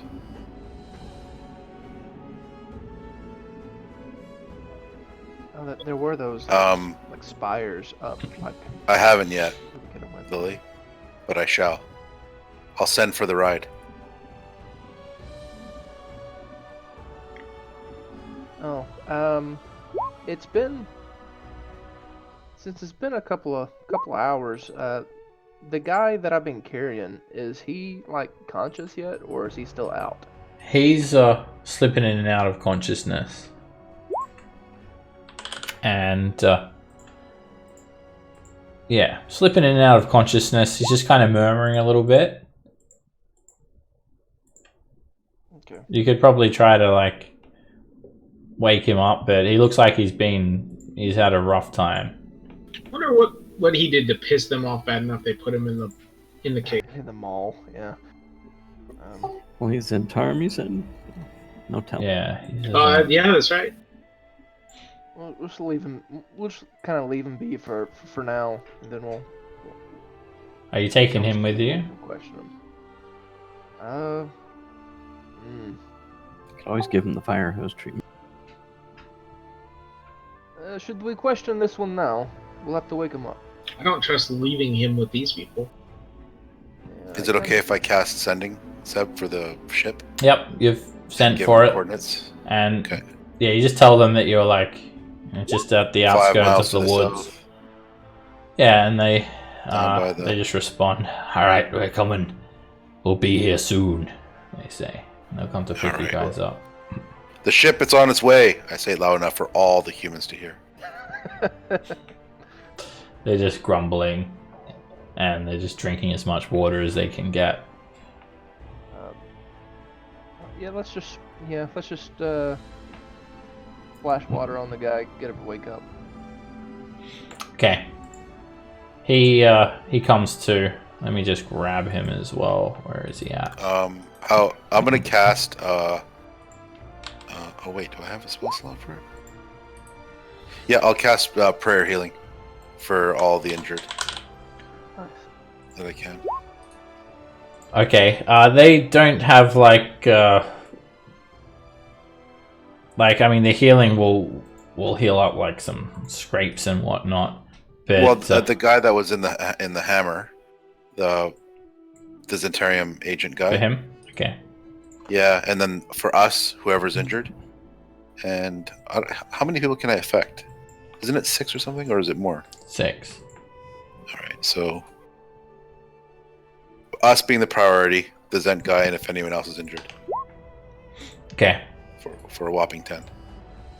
Alright, you heal everyone, and Jasper is also healed because yeah, he was probably close to dying as well. He's looking quite in a state. This is him here, Jasper. His name is, and he comes to.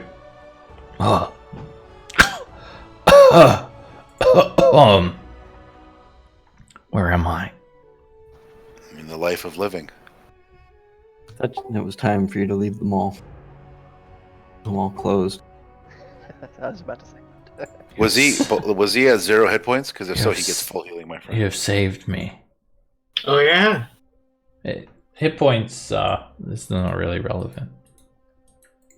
They are to me. They are to you guys, but hit points is not really It's a actually measure story. of how hurt someone is, like as wound wise.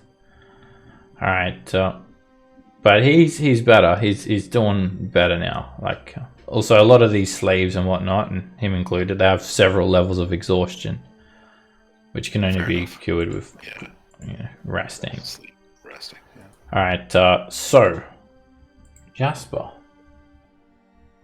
comes to and he kind of just rubs his nose. Yeah, he's a human male. He looks like he's in his mid-30s. He's got a tan cape on, black studded leather armor. He has an empty scabbard by his side. Ah, my saviors. I thought I was done for. The torture I endured. And whom do I owe my thanks? We don't really have a name per se, So as a Ren- group. Then your individual And- names. Call me Hoodley. Thank you, Hoodley. I am Than. Thank you, Than. I am Norin. Norin, there were some fine antlers atop your head. I know, right? You can look, but you can't touch.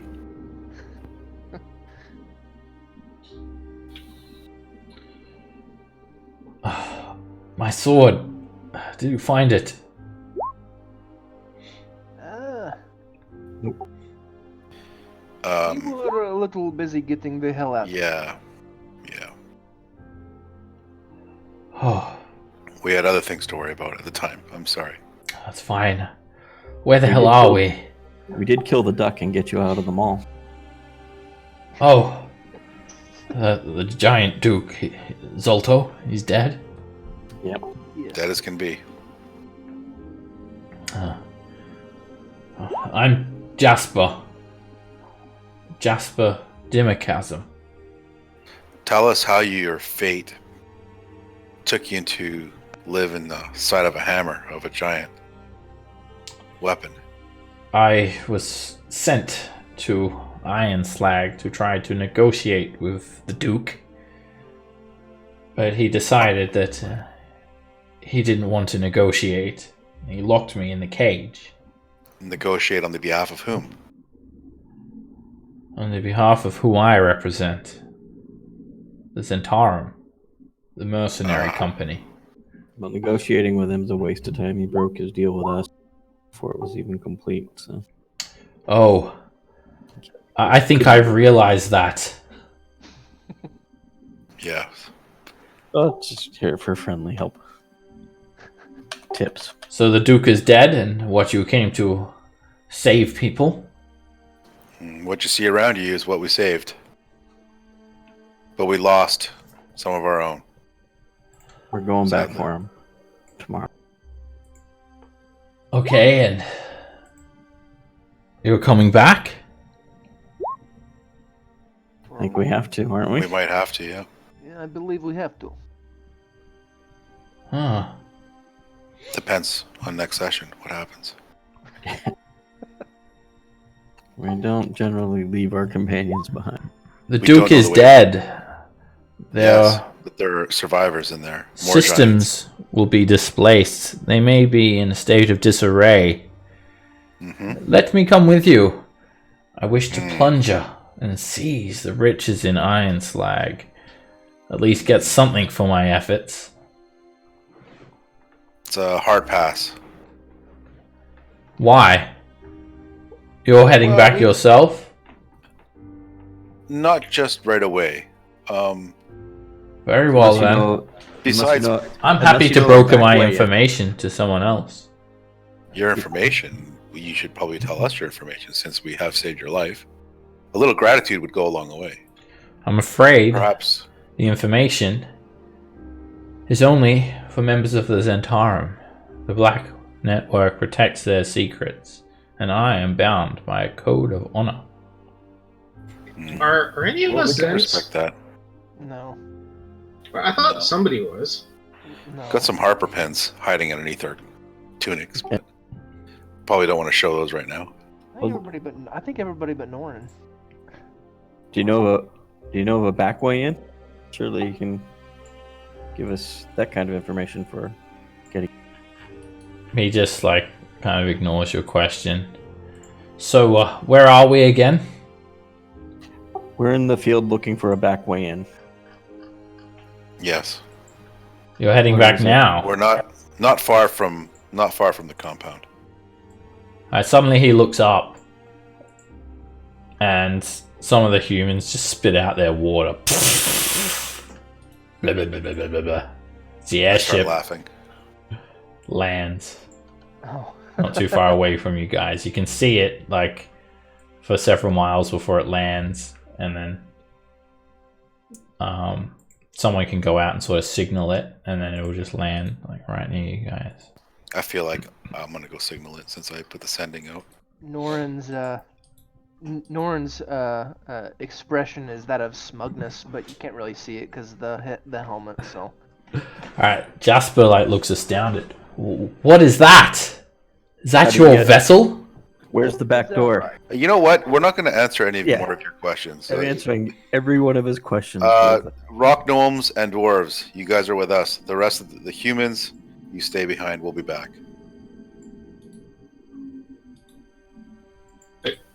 Are we taking this dude? Wait, one of the dwarves say. I care not about someone who. A dwarf's life Respect us. is worth no more than that of a human Careful or a what you gnome. say.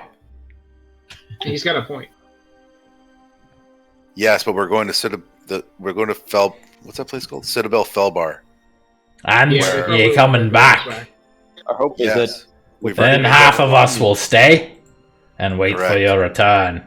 Yes, our ship can only carry so many. Believe me, we would take you all with us if we could, but we cannot. Quick question. How quick of a trip is it to Citadel Felbar? In this thing. It is. I'll measure how many miles it is. It wouldn't even take us that long to get here. It's like a few hours, right? Oh, it's about 110 miles Oh, days? as the crow flies. Well, that's one day. yeah, it We'll be was. back in a week. It wasn't like a time. It wasn't like a time dilated 40 seconds at the end of last session. Yeah. Forage for berries. We'll be It back. took you about 10 seconds, about the time it took me to change maps. That seems about right. Yeah, it's about 110 miles as the crow flies. Alright, so 3 of the dwarves stand astride and say that they'll wait for your return. And then Okay. a couple sounds of good. humans and a rock gnome. I mean, I'm I would aboard rather instead. take a Zent with us now. And I don't what's trust his name? everybody again? Jasper. Jasper. Gasper. If you're willing to share your knowledge with us, you're welcome to come. If not, you can stay with the humans. Has any or all of I us can taken only a short rest? share my information with you if you join me. Otherwise, I cannot. Okay, we'll see you in a few days if you're here. I don't think so. We could use his help to get the back in, right? At Not least no other way. do the honorable thing and leave me with a weapon to defend myself. Why How don't do you you get do in the the- honorable how do you- thing and how do you give get us in the back? information for saving your life? Show some respect. I'm sorry, friend, but my tie to the Zentarum and my bonds outweigh your efforts to rescue me. And your life means what? It means Where were your much. Zentarian friends when your life was at peril and on the brink of death? I'm not sure. They were nowhere around, but we were. I Show never us. asked you to save me. Well, we just did that because it's the right thing to do. Just like you sharing information with us that might be vital. Very is well the right then. thing to do. Leave me without a weapon.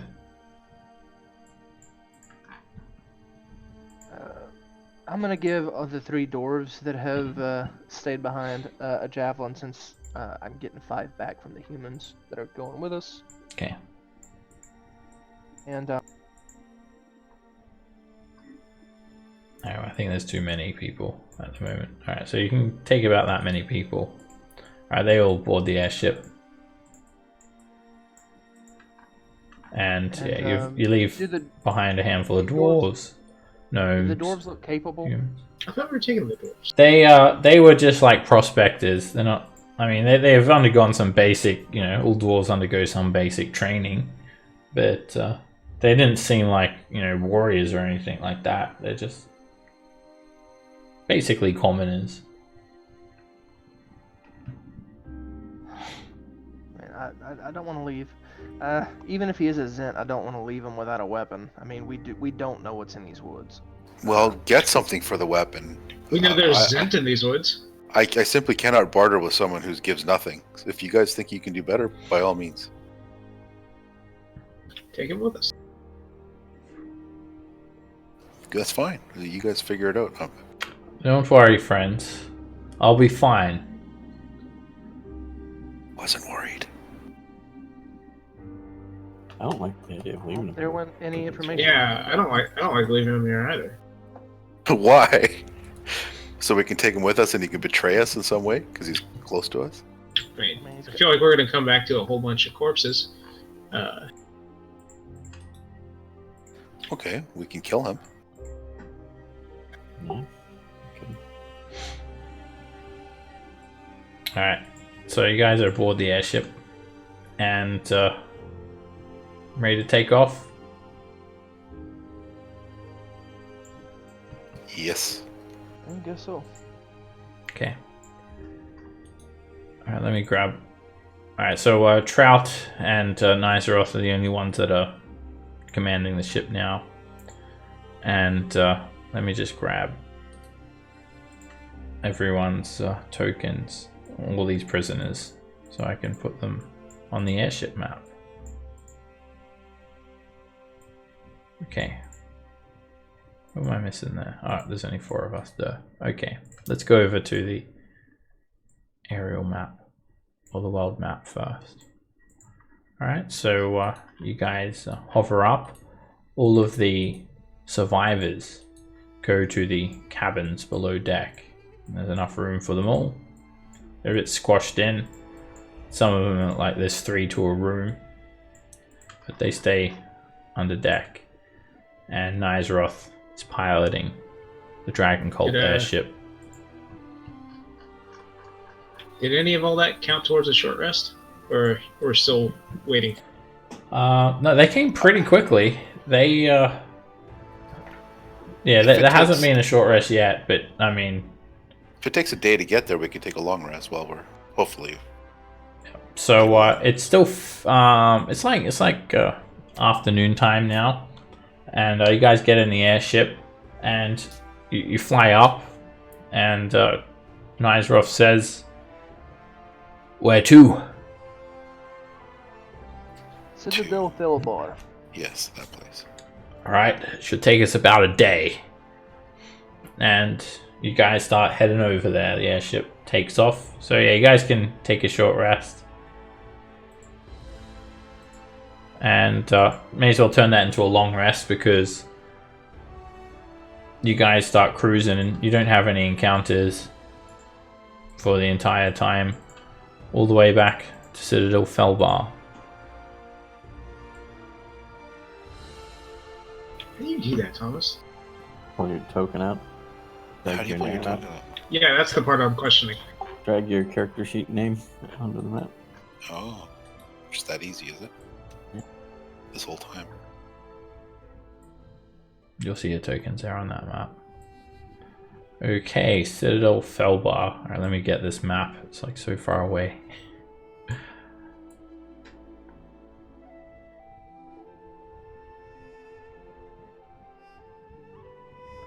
Okay, you guys then around the same time the next day, maybe a little bit later, you guys have returned to Citadel Felbar.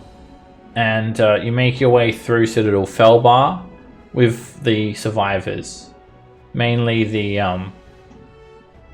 rock gnomes and the Felbaron dwarves. The humans are like asking you guys, what are we to do?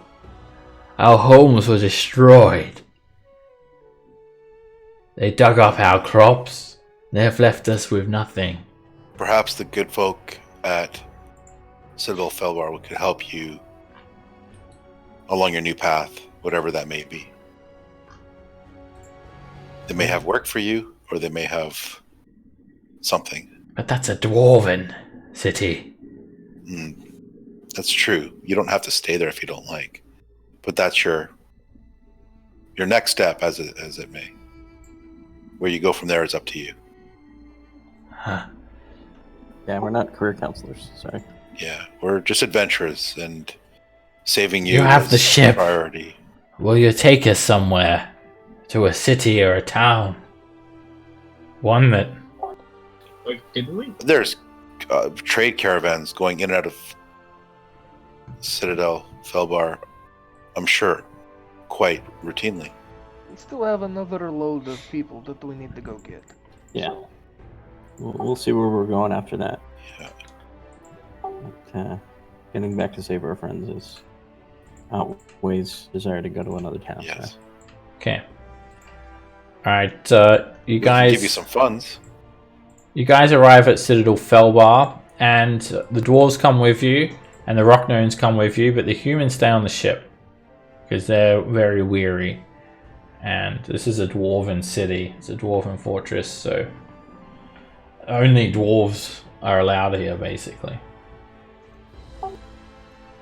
Dwarves are those accompanying dwarves, I guess. Yeah. So you guys have to land, quite a distance away, and then traverse an elevated road that's got these 100-foot high cliffs on both sides, pass through several sets of enormous gates, and some of the humans just sort of get out of the ship, stretch their legs. It's fairly built up. There are some tents and whatnot around the outskirts of Citadel Felbar, mainly manned by dwarves, and there are several guards. So you travel all the way through into the actual fortress itself, through the massive doors that mark the actual entrance of the mine and the city, and you organize an audience with the king, King Morin. So that's where you guys are now, the next day.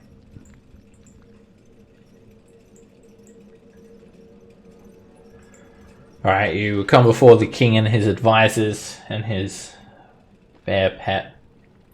And he's got his stumpy legs up on the bear's back, using him as an ottoman when you guys enter.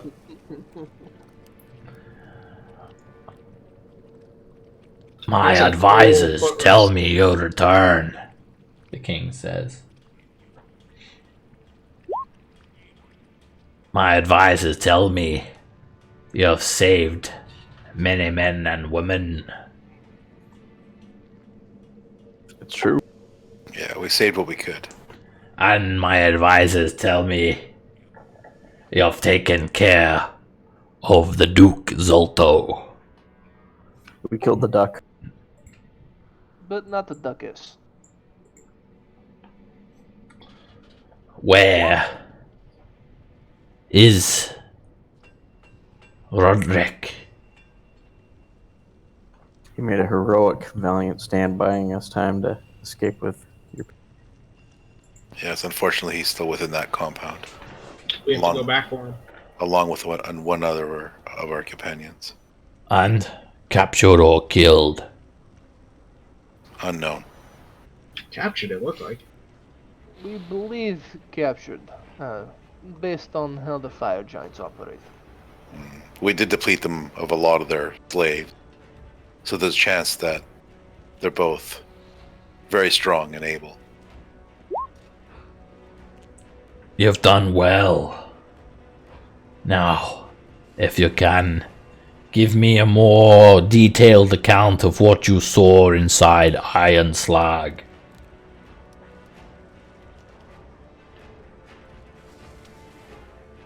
Thomas? So they're building the whatchamatron, or what's it called? A Watchamatron. Yeah. Vornadord. Vornador Don Atron. A Vornadord. Yes, exactly. I've heard of such thing, Vornadord. That's a weapon of the ancient times. A dragon slayer.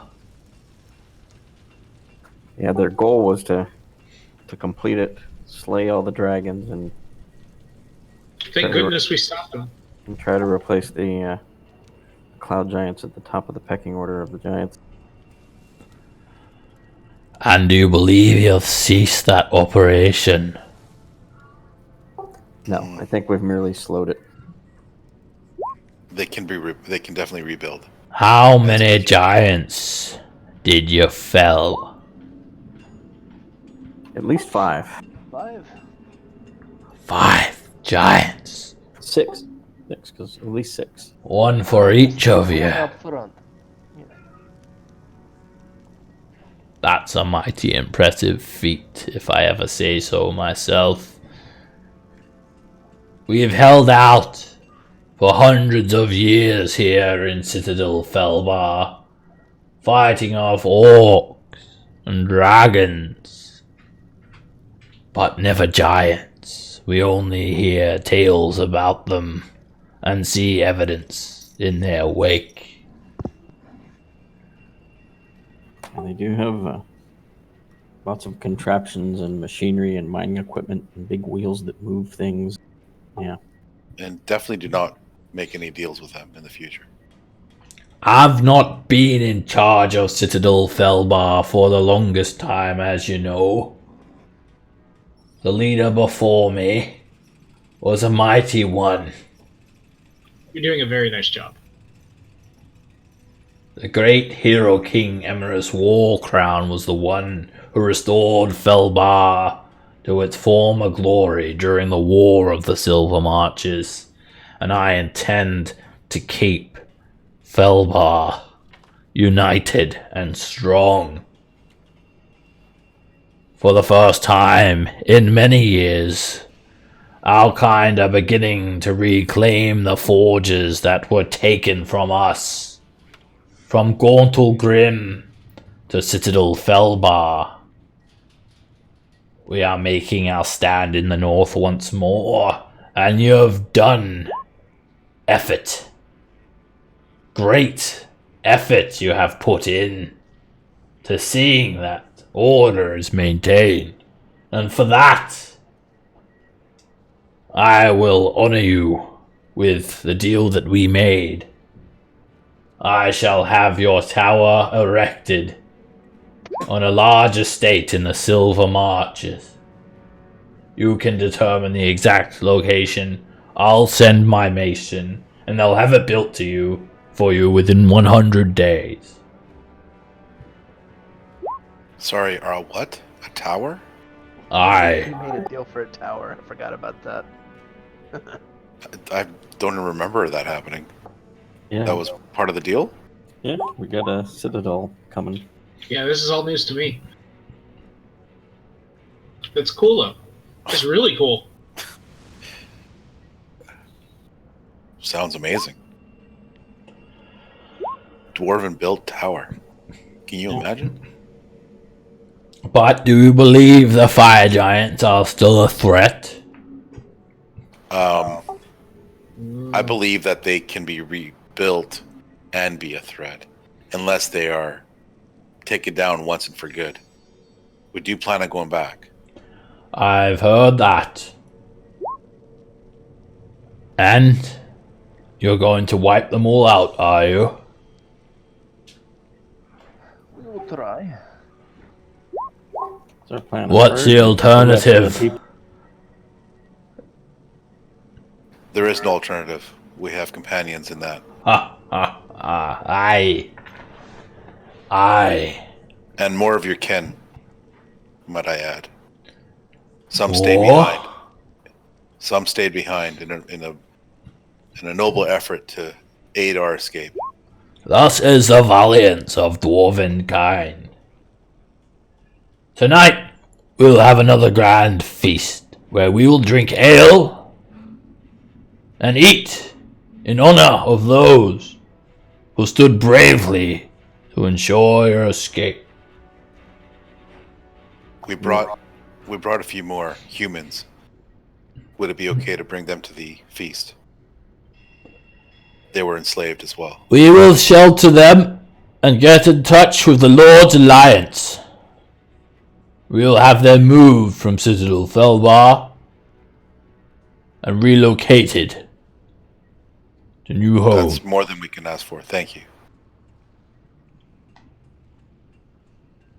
Very well then. You've done all that I can ask of you and nothing more. I'll honor our pledge. You will have your tower stronghold built within 100 days starting from today. And I will offer you a garrison of 10 stalwart, unfailing loyal Felbaran dwarves. Excellent. Fantastic. You may take the garrison with you. Many songs will be sung about how they save those left. Aye, aye. So, let us feast! And All right. you guys head to a massive feast hall. There's a huge banquet laid out from you in a gigantic hall. There are hundreds of dwarves and dozens of tables. There are spigots tapping all different sorts of ales lining the walls. Great roasted beasts. Bigger than an actual dwarf.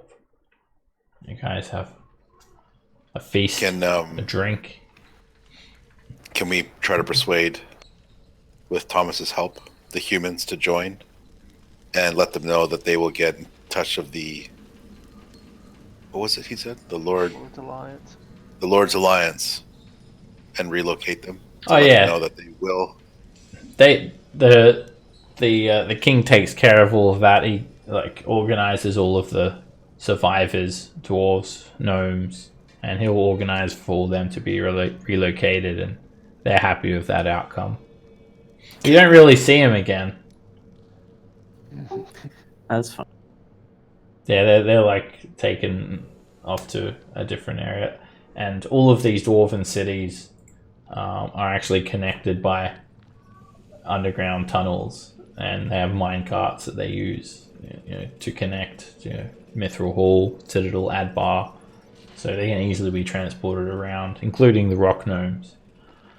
So that's all taken care of. You're all rested up, and they appoint you guys some rooms to stay for the night. You're treated like royalty, and you're also given this garrison of 10 Fellbaron dwarves that you could take with you now, or just send to the tower when it's complete. It's up to you guys. You could teach them how to use the ship. Perfect. Oh yeah. That's what we'll do for sure. Teach them how to use the ship. They'll obey your commands. They're not warriors though. They've got some basic training, but they're pretty much common folk. They have chain shirts, shields, and battle axes. We can teach them how to use the ballista and stuff on the ship. Yeah.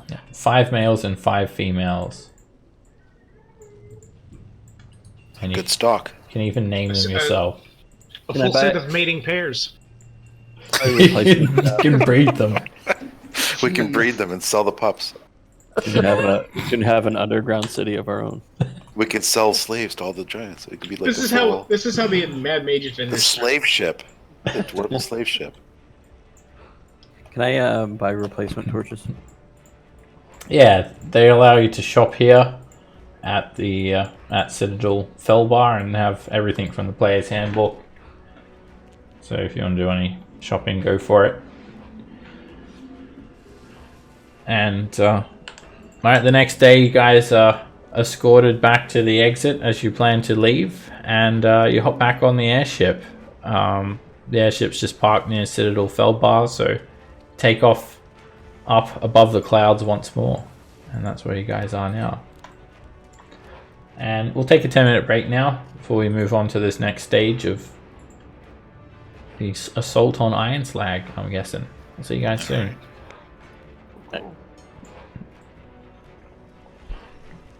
We need a giant. I mean, do we have to go in the front door?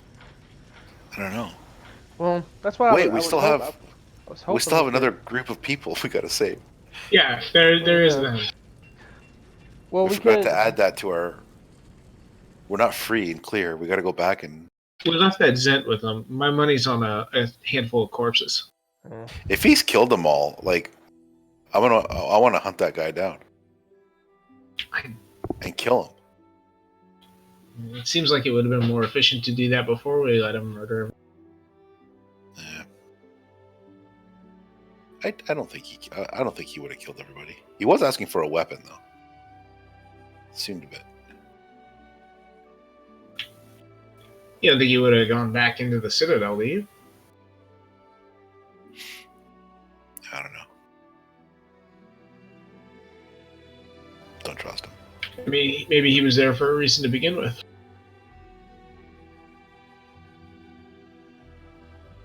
What's a good website for all the spells in 5e? Is there anyone? Is there anything that's good? 5e tools. Does it have spells in there? You can look at all the just spells. go to 5e.tools and Yeah, I have it. I yeah, have that as one of my. And then you can go to, I think it's under players and then spells maybe. They're all listed. really. Yeah. Oops. Oh, here he is. Spells. Can you like filter them, or is it just all spells? No, it doesn't show spells. Yeah, you can I think you can narrow it down to like different spell lists. I'm trying. It's not. It doesn't seem to show. Oh, maybe it's. Yeah, it's not showing me anything.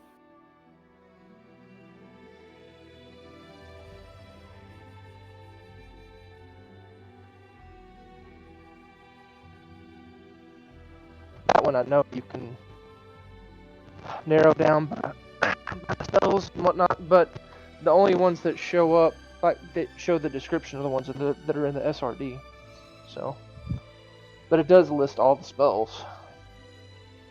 All right. Okay. So do you go to home, and then you just click on the one that says spells, right? Yeah, let me pull that up.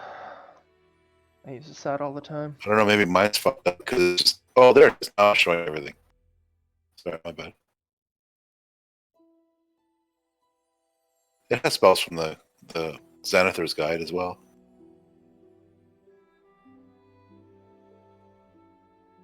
Cool.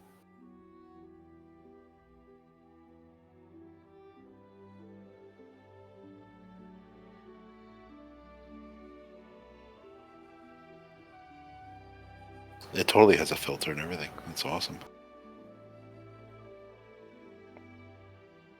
I use that site all the time whenever I'm DMing, so helps me to Yeah, remember That's exactly great. what everything does. this is awesome.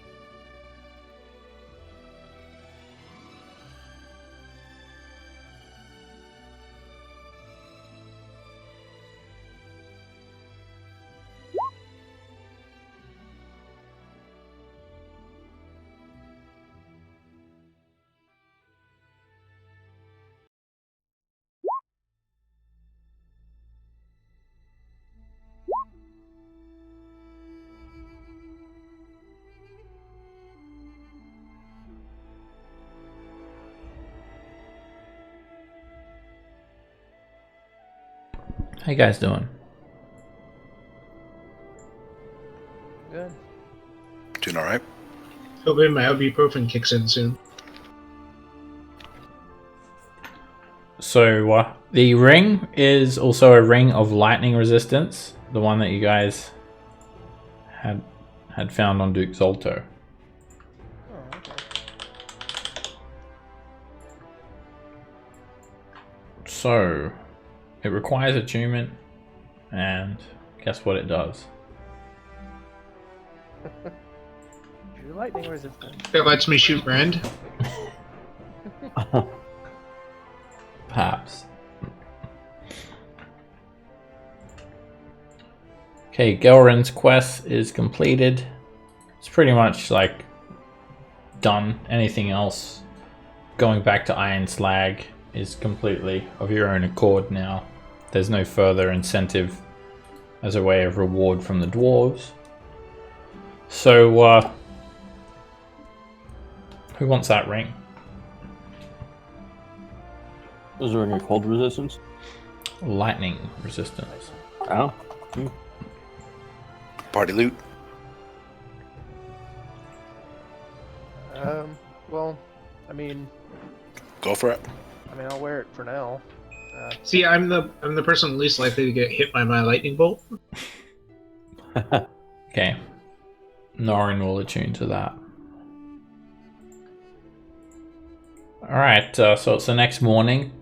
You guys woken up, got into your airship, and the weather is... it's actually cold. It is freezing cold this morning. But it's not like windy or rainy or anything. It's just exceptionally cold, and it is coming close to the turn of the season. It's heading more towards winter. So you guys get in the airship, you head up above the clouds. The mountain ranges, Citadel Felbar just becomes so tiny that it just disappears from view, and you only see clouds below you now. You've got your 10 dwarves aboard the airship. Oh, wait. How many people do we have back at the other place? Left behind? There Perhaps are taking about 10. 6 or 7 or something like that. So we 72. would be able to. With 10 dwarves and us, are we still okay? That's too many. Then we'll have to leave 5 dwarves behind. Okay. And tell them that we'll be back. Alright, you tell 5 of the dwarves. You want all male or all female? Oh, now you're gonna make us. You just leave all the males behind so they don't get distracted or. No, we leave half of each and tell them to start breeding. And Tell them there better be more of you when we get back. Wow. They do. You said they're gonna obey our commands, so that's Thomas has spoken. To an extent. Okay. Anyway, Nizaroth is behind the helm of the airship. Where to? Back to where we were before. Exact location.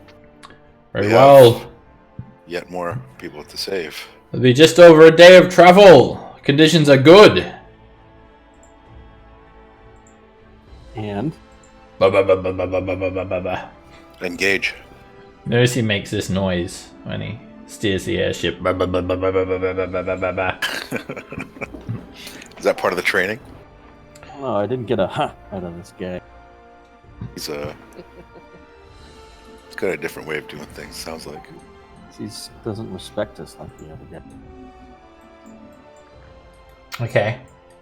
You guys go for a whole day, and So it's, the dwarves are to be shadowing the whatever they are. Yes, and starting to train them in the ways of the ship. Alright, it's literally just Nizaroth steering the ship, Trout's on the ballista, and He's got 2 dwarves shadowing him, making the blah blah blah blah blah noise. alright. you have them like looking, watching him, and he's happy to try and teach them how to use the airship. And they watch him for like the whole day, and they're just scratching their head. I don't know how to use this. I don't understand. How does that wheel turn the ship? There's no wheels on it. And they just don't get it. But they can keep trying. Well, that's all we ask. Oh, and we do tell them not to become dragon cultists, no matter what the guys say. Yeah, you feel like they're not going to there. As described by the king, they are undyingly loyal. Yeah, they are unfailingly loyal, sorry. So they're undying? Oh, they're going to the front line. Okay, so... Alright, so it's getting late now, and Nizroth is alternating with Trout, so that you guys can fly overnight. So Nizroth's gone to sleep, Trout's taken the helm, and the dwarves are also weary. And you guys are tired as well. So you head down to your cabin, and one of the dwarves can stay in the lookout. You guys do some, like, one of the dwarves have to do the night shift. So it's awfully dark. Was that little basket always there? Yeah. Yeah, the dwarves. Yeah. Crow's nest. Yeah, it's been. Yep. Alright, so you guys are sleeping. And suddenly, so you guys are downstairs. You can pick a room. There's only 4 rooms here. You have to share with the dwarves. It's all squashy.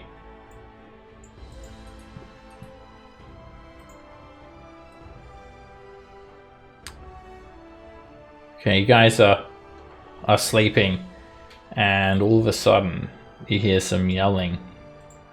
Wake up! Wake up! Manticores spotted! They're surrounding the vessel! Grab your weapons! And he goes and starts bashing on all the doors to wake everyone up. I guess I'll head outside. I'm gonna assume I don't have my armor on. Right? Or... I mean, it's up to you. You're well rested, right? What? Did you have all your hit die? Yeah, I did. Then yeah, you would have had no reason to take your armor off. Okay, good deal. Especially because you've had multiple encounters. Unless for some reason you really want to take it off. Alright, so you guys can run out onto the deck. Trout's just he runs out, and he's on the helm. And just as you spill out onto the deck, it's very, very dark. So dark that if you don't have dark vision, you're not seeing anything. I think everyone here I'll cast it on the can way. see. Okay. Alright, there is some heat, some light coming off of the furnace from the fire elemental. So you've got that at least. So that's the light that you're seeing. Other than that, you're just traveling through the dark. And coming into view, you can see several figures. They look like humanoid faces at first glance. You can make out humanoid faces flying next to the airship. Then you see they have leonine bodies, spiky tails, and a mane filled full of bristles. They growl as 5 manticores surround the ship. And the manticores just start attacking, so let's roll initiative. You staying downstairs, Lily? I was like on the stairs almost. Okay. Like I was on my way up. Okay. So you're downstairs at the moment then. Alright. Do you want to put me in the order then? Yeah. I'm still rolling initiative. We haven't started yet. I just didn't see myself and thought maybe I got missed, that's all. Alright, so Yeah, those stairs, they lead out. Wait. Where Thomas is at? They actually lead out here. The doorway is sort of directly above you, okay. and then they lead out into this area. It's one of those two squares. Okay, so alright, you've got one dwarf also in the crow's nest. So all the dwarves go on the same initiative count. And Than, you're up first. Alright, I will move back here and I'll cast Bless on myself, Thomas, and Norin. And where are you? There you are.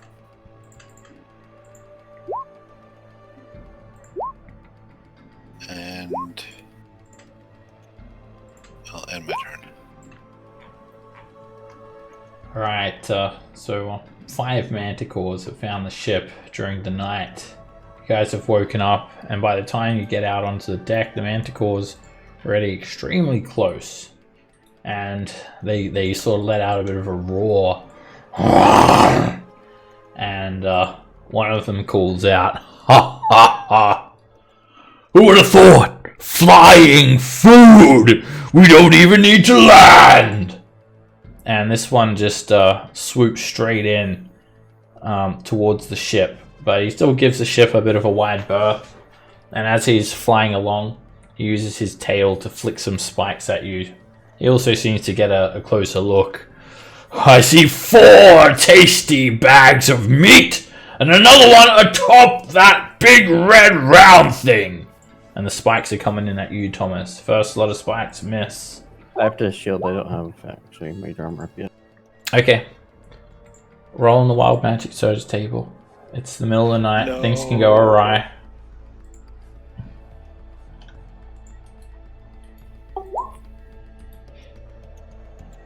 Alright, that's... You have to hover over the number to see. 1 flump appears in an Sweet. unoccupied space within 60 feet of you. It's a flump. Didn't get a flump out of that guy. Or harump. Okay, I have a feeling there are no flumps in this campaign, so I'll have to drag one from the compendium. Who would Okay. have thought? Alright, roll a 1d8 for me, Thomas.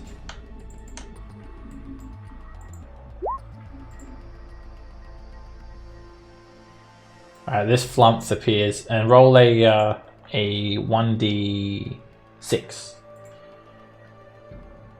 Alright, the flump appears 40 feet, like over here, appears here. And it just, it's like a jellyfish with these 2 long tendrils, eye stalks, I hope it can jutting fly. out the top of it. It seems to be able to fly in. It just appears out of nowhere, and it screams. And it's frightened of you. The manticore just looks over. "What the hell is that? Haha, nice trick!" And then the next lot of spines stick into you for 11 piercing damage. And he does a 3rd lot of tail spikes.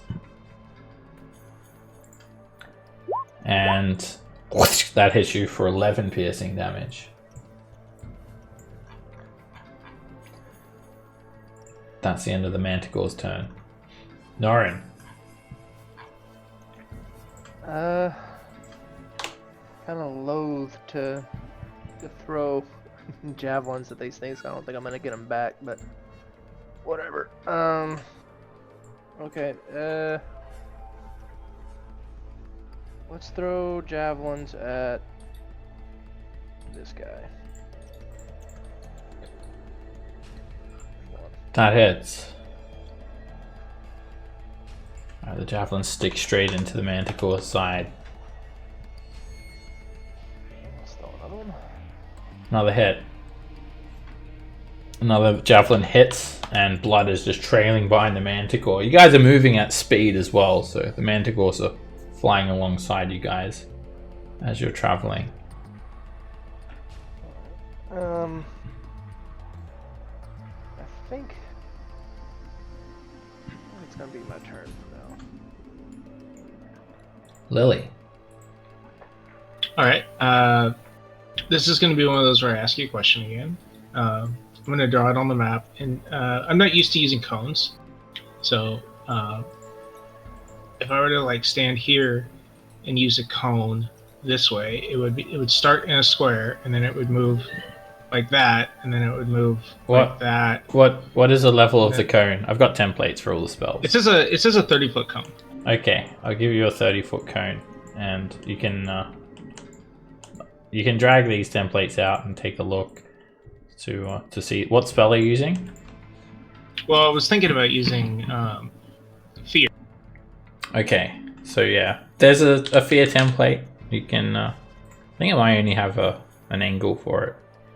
All right, so that's a straight cone, 30 feet, and then you can do it on an angle as well. I'll get you a template for the angle, but it goes 30 feet straight, 30 feet on a 90-degree angle, and then it roughly reaches out about 20 feet in the middle of the cone, if it's on an angle. Okay. That's also, I don't think I've measured that template right. It doesn't look like 30. Seems a little small, but yeah, I didn't measure it right. Let me get you some other cone templates. I've got some better ones. 30-foot cone. So let's take a look. I'll give you some templates I use just for Dragon's Breath. If I can find them. Dragon. Alright, fire cone. Alright, I'll give you these. Obviously they look like fire, but just pretend that they're not fire. Sure. When you say drag them out, where do you... Oh, shiny. Alright, so if you were to do it straight, it goes like that. If you were to do it on an angle, it goes like, so they'll be like that from you. Obviously you want to stand somewhere else. 30-foot cone, right, go like right that. Where I'm at's perfect. No, okay. Do you probably want to do it like that?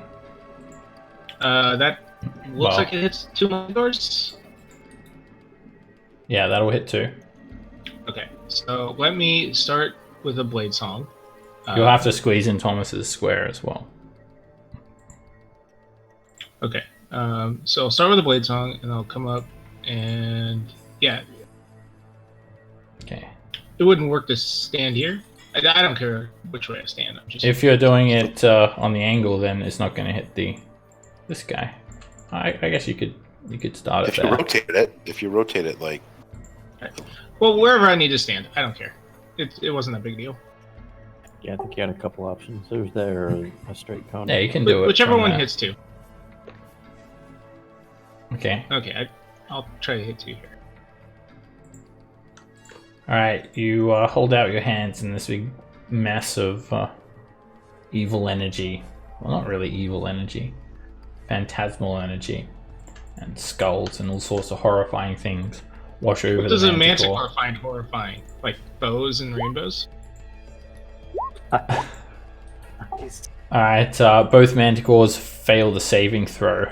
And they have to take the dash action to get as further away as possible from you. And they're repeating the saving throw at the end of their turn. So they immediately just tilt away from you. Okay, so they're gonna run away. And yeah, let's see. The save comes. No, okay, yeah. And then I already bonus action, so I believe that's my turn.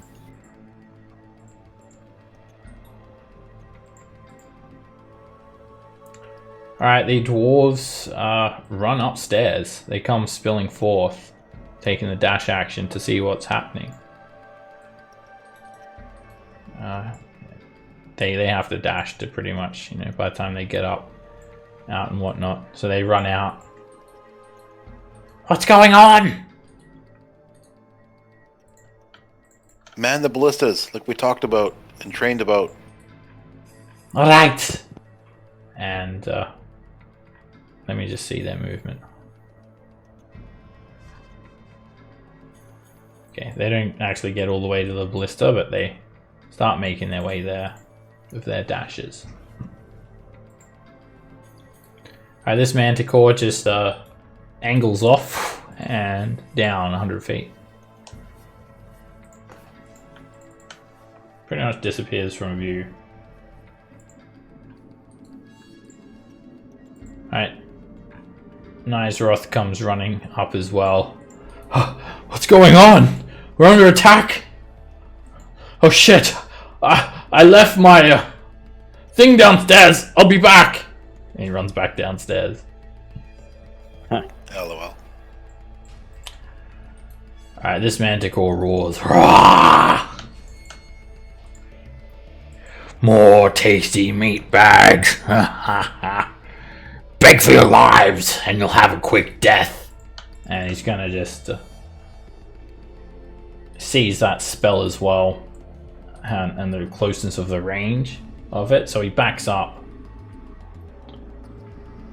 and he puts as much distance as he can, and he's gonna start flinging tail spikes towards the dwarves on the ship. Miss.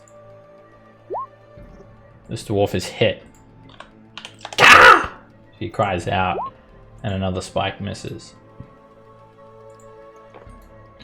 Trout's just steering the ship still. Alright, this manticore is, they've all peered, like they've all come in quite close to see what's happening on the deck of the ship.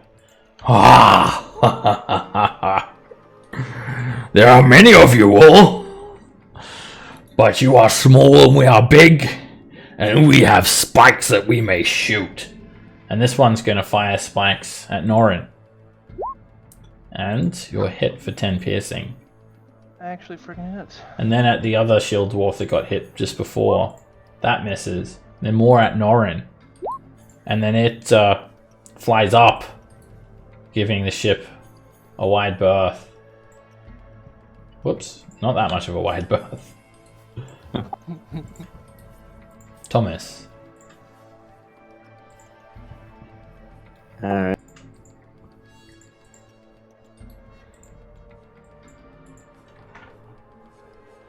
Can't see anything, so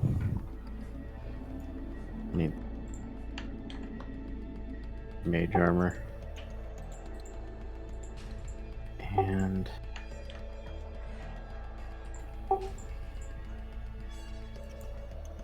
I'm afraid that...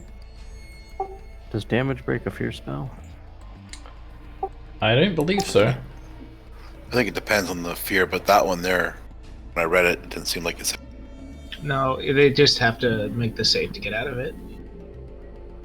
Right, then I'll move back and quicken Ray of Frost. Keep one.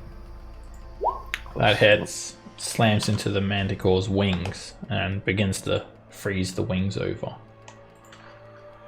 A shot. This manticore is going to angle back, and he's going to shoot some tail spikes at you, Thomas, at advantage. You can't see him, but he can see you. Spikes fly over with surprisingly good precision, considering how far away they are. And you hit for 7 piercing damage, Thomas. And more spikes come flying at you. And they miss you. And then the next lot of spines are at Lily. And you're hit. Now, I can't see him either, even with the dark vision. Can you? Doesn't look No, like you can. I'm asking you. Okay, then I will shield. Alright. Actually, you'll have cover from this dwarf. So, you're actually okay. You're not hit. You have +2.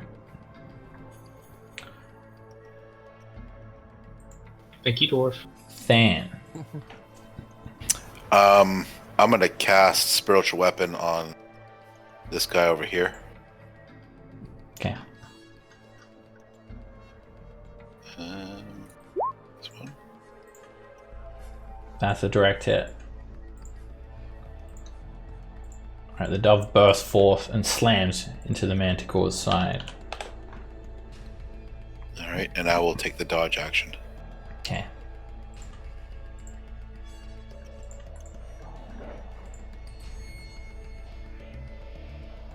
Alright, this manticore angles off, descending 80 feet for his turn. And he too disappears from view. They're both gone now, underneath the clouds. That's why they're making the saves, because they're out in the clouds. They replete the saving throw at the end of the turn? Only if they can't see me. Oh yeah, they can't see you. They've gone like 100 feet away. And down as well. Really good dark vision. Well, I guess we're in light anyway. They're under the ship though, so yeah, they can't see. Okay. When you're operating the ballista, exactly which squares do you have to be in, or is like One of those 2 4. here? Oh, okay. Get rid of that squiggle. It's loaded with a ballista harpoon. I'm gonna move to here, and I'm gonna use and interact with objects to light my lantern, Okay. so I can see a little further out. You get a spark on that lantern, and light spreads out. Still can't see him. No. Can I hear him? Oh yeah, they're sort of in this direction, calling out. They seem to be having a bit of a chuckle as well. Alright, I'm gonna throw a javelin at disadvantage against the one that's chuckling. Alright, which square are you attacking? Oh, well. You won't know if it hits or misses as well. So it's not like in Viz, we know where they're at. We just don't. Yeah, that's kind of what I thought. But well, if that's the case, Not if like, you, if I, not if you actually can't see them. Like, as in, you don't know. Like, they're not in your vicinity. Gotcha. You have to guess the square that they're in, and you don't know if you hit or miss. well, I guess since I already rolled it, I'll guess. Yeah. That's coming straight out from the PHB as well. It's not like a rule that I made up or anything. Yeah, no, I totally I believe. understand. Up here. Okay, roll damage. You don't know if it hits or misses.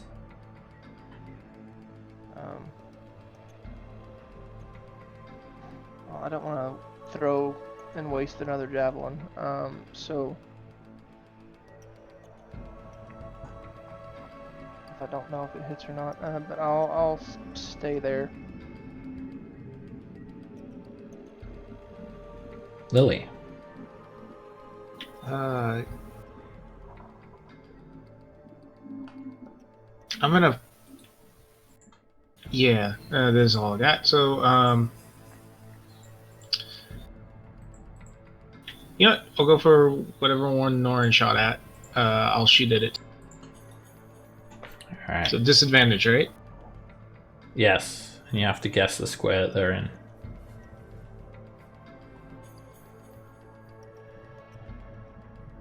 Well, I did or I didn't. I don't know. Where are you attacking? Wherever I saw Norin shoot. Okay.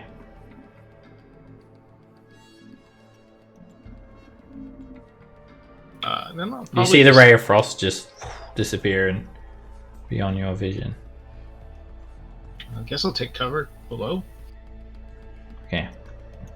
Be on the stairs there, ready to.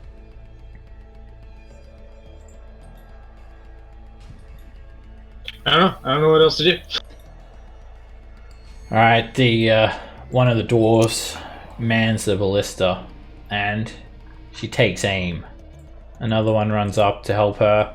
Another one comes to reload, and one of them just yells at you. What are we to do? Can I yell at the injured one before she moves to let her though? Tell her if she's injured to go down below to safety. Alright, as your command. And she runs downstairs, pushing by Lily, and just so back against the wall. I tell the dwarves that are manning the ballista, wait until you can see them. Alright. What do you shoot? They ready an action to shoot. As meanwhile, in the distance, ahead of the bow of the ship, you just hear this chuckling. Pretty lights! So easy to shoot! I don't hear you begging yet! Feel my tail spikes! And this one attacks you, Norin. Spikes come from the northwest at advantage at you. Miss. Ah! More spikes are shot. And let me just check relative distance here.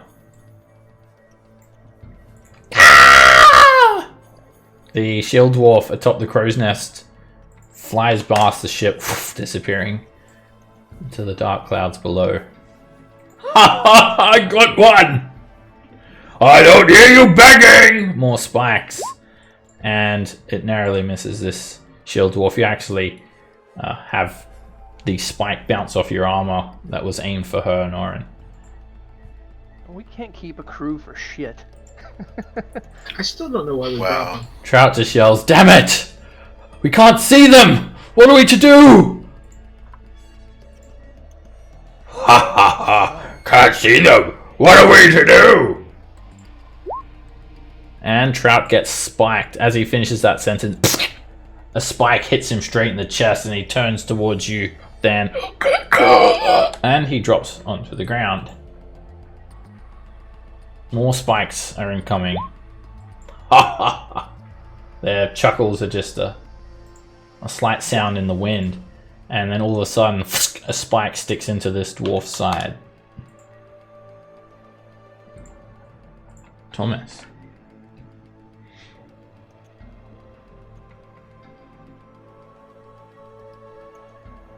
Do I have even a ballpark of where I'm hearing them? Hear this laughing?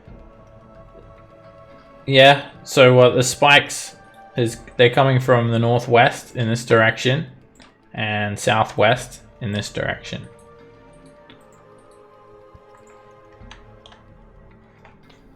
And if I had to guesstimate how far away the chuckle is, would I be able to...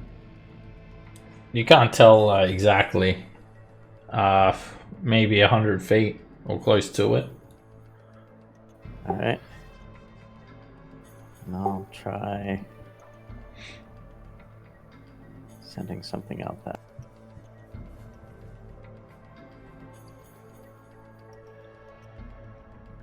And I'll send her a fireball there. Gives me a little margin for error on seeing stuff.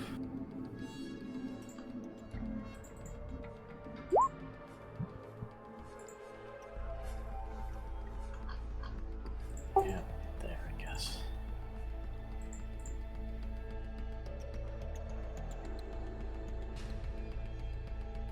And let's hope.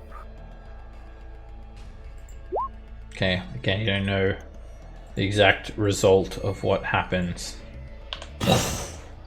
I guess with a fireball though, alright, you'll briefly see the manticore illuminated, and you almost directly hit him, Thomas. For a very brief moment, there is a bit of a glow from the fireball. It wraps around the manticore.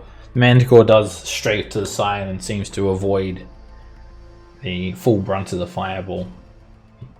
But you definitely got him. I'll go prone, try to take some cover. Okay.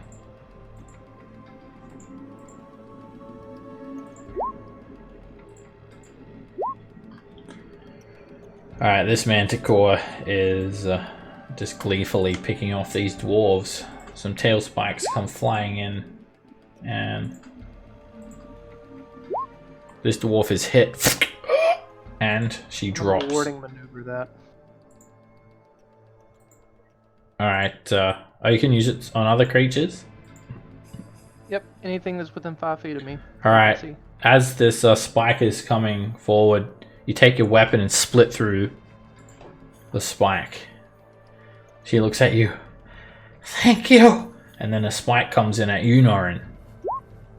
Sticking into you for 8 piercing damage. Ha ha ha ha! And another one. Miss. And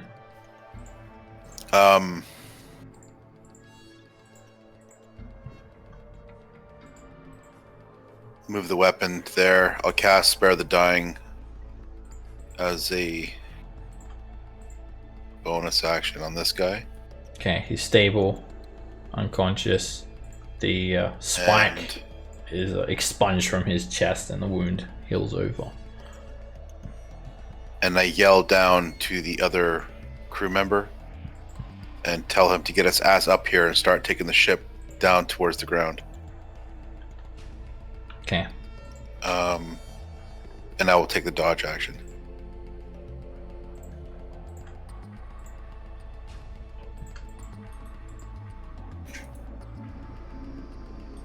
Norin.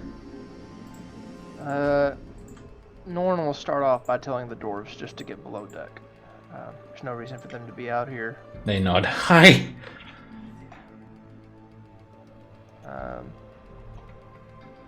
And then, again, not going to be wasting javelins because I don't have that many because I gave a lot of them to the, the other people in the forest.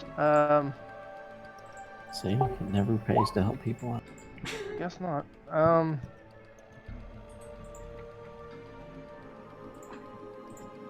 Yeah, there's not really a whole lot I can frickin' do. I'm gonna hold a javelin throw for the first one that I see. Call them all cowards. Lily.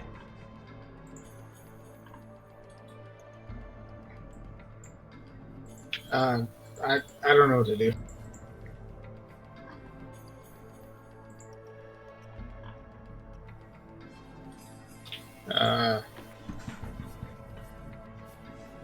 I'm up here. Hey, if some of you could fly, who would it be best on?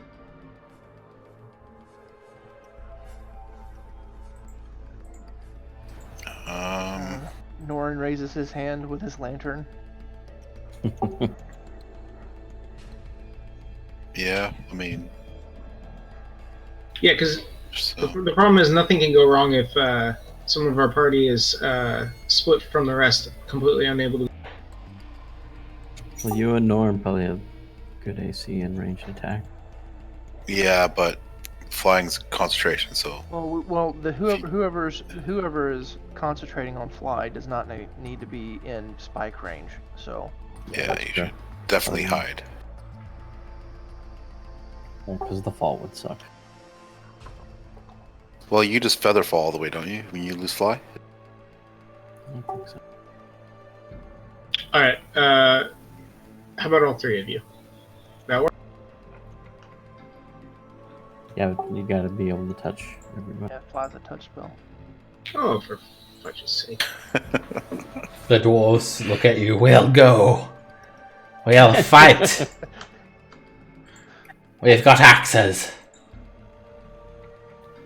No, You will get down below to safety.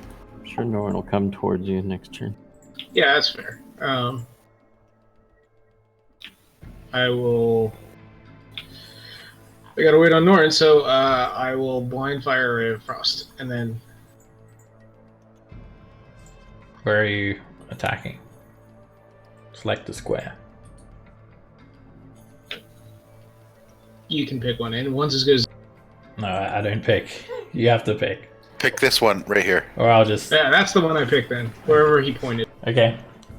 You don't have to target anything if you don't want to.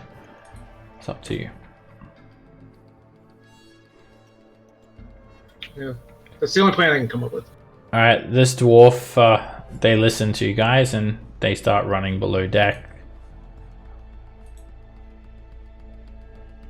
Dash, fool, dash. They run Already downstairs. lost one, nearly lost another. Yeah. We're already down one retainer, guys. Cowards! Yeah, it says the pussy staying. What a marvelous vehicle! And the Manticore is going to lob some spikes at you, Norin. Spike hits I'm you. going to do another warning maneuver. Okay. That doesn't require sight, right?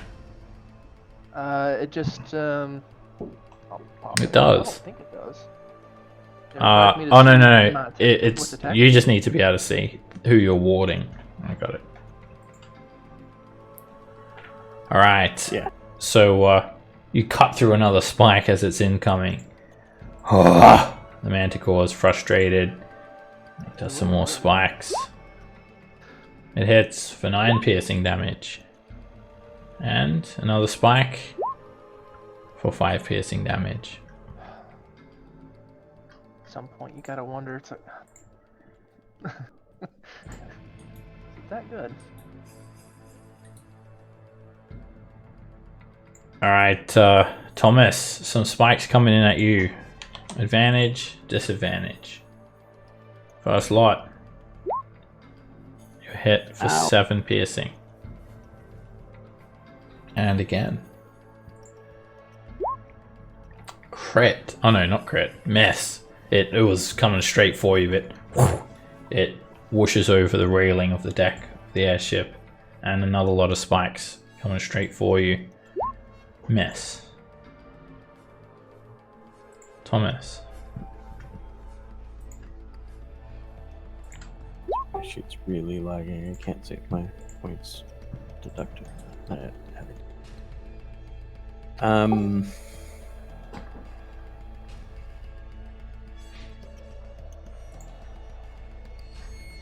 Okay, I'll call out to Norn, come close, and ready to twin a greater invis on me and him when he gets here.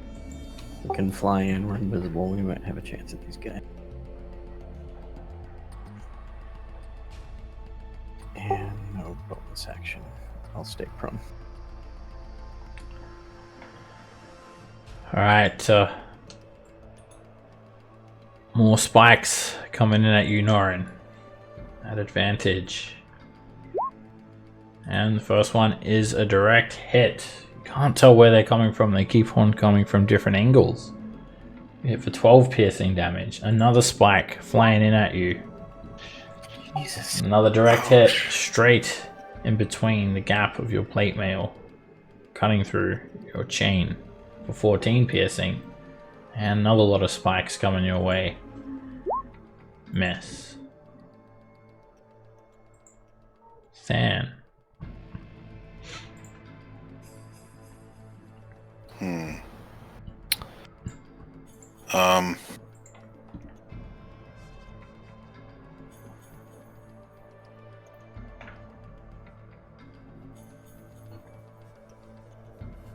Norin. I wonder. Oh no, never mind. There was one in this direction. Yes.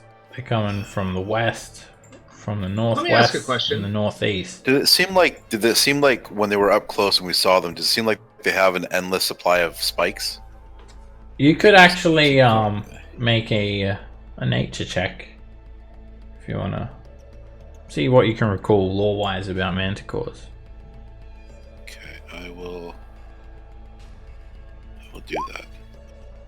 Alright, from what you remember from these monsters is that they have 24 spikes. Each one has exactly 24 spikes that regrow every day. All you need is a few hundred health, and you can tank your way right through it. So that's what I yell out. I yell to everybody, if we stay in cover, they will run out of spikes. They cannot keep this barrage Now, forever. you also know that they're not very smart monsters, but they're very malevolent, and they usually try to, beg people, get people to beg for their lives, and they will always attack from the highest distance away possible, which is about 100 feet. They will never come in close for no reason. They will not. Yeah, that's so. I let everybody know that they will fight cowardly, but they will not last forever with these spikes. So take cover as best you can. And that was my action to recall all that. No, that's just what you're thinking. Okay. 10, 15, 20, 25. I'm going to cast Cure Wounds at 3rd level on Norin.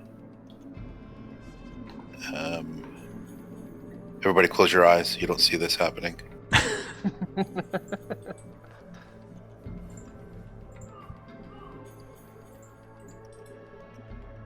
So you get 16 back. And I will bonus action dash back to this area here. And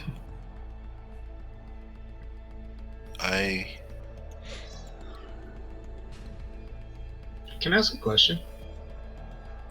I'll stand and just yell everybody to all the manticores. Cowards! Hey, Seb. Yeah. What happens to somebody if they fall unconscious while flying? They fall to Then their death. their Because- movement speed becomes 0. Okay, it's not like they fall. Oh yeah, Yes, if you have 0 they do. movement speed, Maybe Absolutely. you fall. Think about killing a dragon. Yeah, but the magic's holding them up, not like wings. If you're No. flying and you have 0 movement speed, you fall.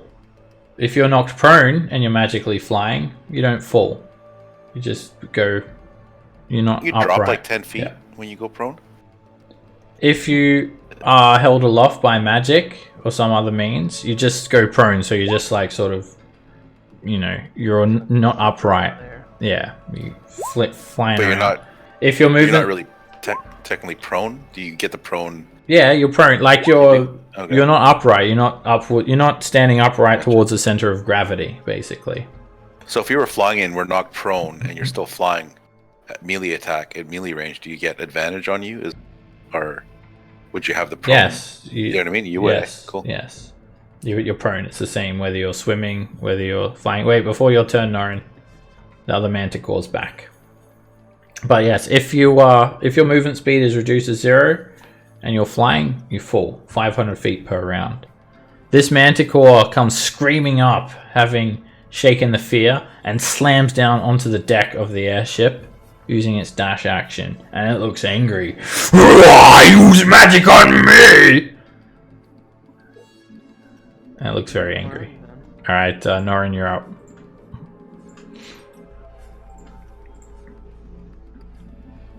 Get here beside Thomas. Alright, this goes off. Alright. Twin to greater invisibility. Okay. You're both invisible. Alright, now to use the trusty trident. We'll go for some stabs. There's That one. hits. As the manticore leaps onto the deck of the ship, you just pierce the trident straight up as you guys both vanish within an instant. Hit it in its side. There's 2. And another hit. The manticore is just screaming out. "Ah!" Blood is spraying everywhere. Alright, action surge. Again. That is a hit. And you stab the trident into the manticore again. And one last time. Another hit. And this thing is still up. You've stabbed it straight in its lion body multiple times. Blood is spilling out all over the deck, and it's just digging its claws into the wooden deck to try and keep itself standing. And I'm going to put my unwavering mark on it. And I'm going to bonus action second wind.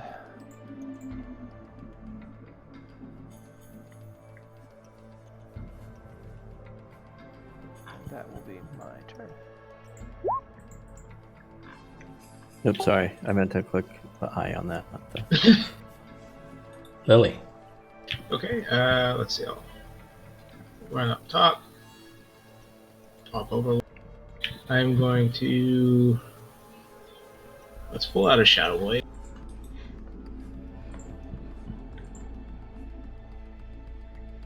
So bonus action Shadow Blade, and then I'm going to attack.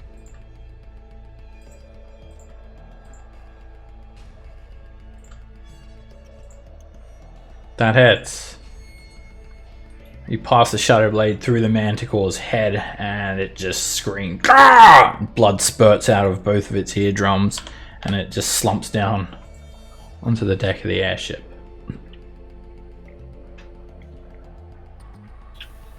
I didn't have a backup plan. I didn't think that would kill him. Guess I'm gonna take some more cover then.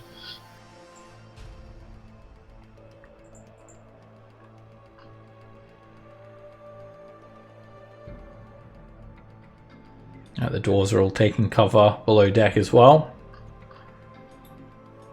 And meanwhile, this flump is just been flying alongside, its eyes wide at Thomas, screaming the entire time while this is all happening. And it just vanishes now. Okay. What the hell is a phone? That. It's that, what you just saw on the screen. Only one of you left! Ha ha ha ha! Why don't you just cower? You may as well. And cower and beg for your. And Maybe spikes coming close. come flying in at Than at advantage from the northwest. One spike hits you for 15 piercing damage.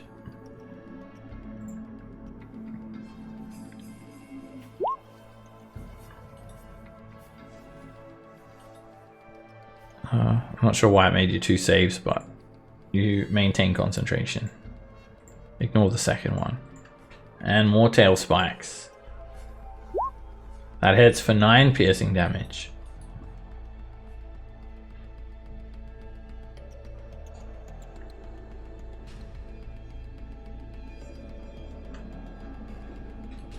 Roll for bless then 1d4, because you may make that saving throw if you get a 4.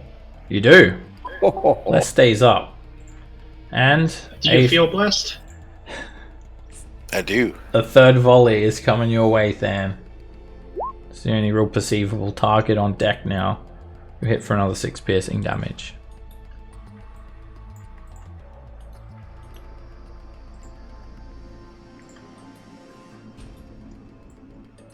Those were coming from where? Northwest, and there's some more coming from the northwest at you, Than. You've got half cover against these ones from the railing next to the stairs.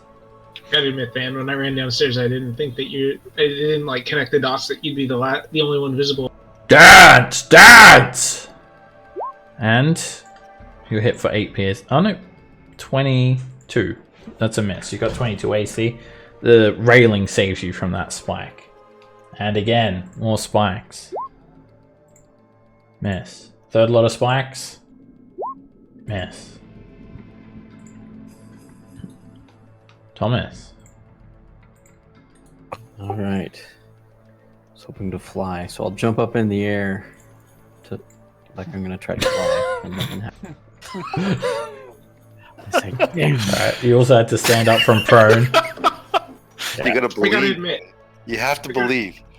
I got cold feet. I didn't know that you'd fall to your death. You misled us. You misled us. I know I got cold feet. Completely On. misled.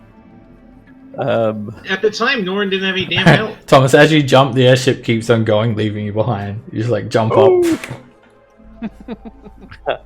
So I'll yeah, I can't ready a spell because I'm concentrating. So I'll dodge, Okay. even though it won't make a difference unless I need to make a dex save or something. I guess you could hide. Alright, spikes coming in from the northeast at Than. Again, Than, you've got half cover. Norin is kind of protecting you. First lot of spikes. Miss.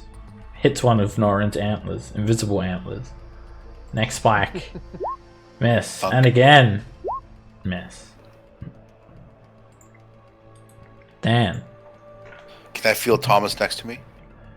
You can hear his footsteps along the deck of the ship. You can hear him Can I reach breathing. out. Do I touch him? You hear him slam down onto the ship when he attempts to fly. And you can smell him. All right. If I can't see them, they can't see me, so it's safe. Cast Cure Light Wounds on him at 3rd level. Yeah.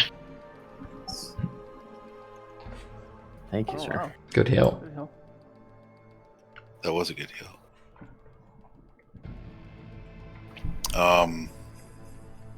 And I will. I think at this point. You said northwest, right? Yeah. Okay, I'm gonna northwest. Let's see here.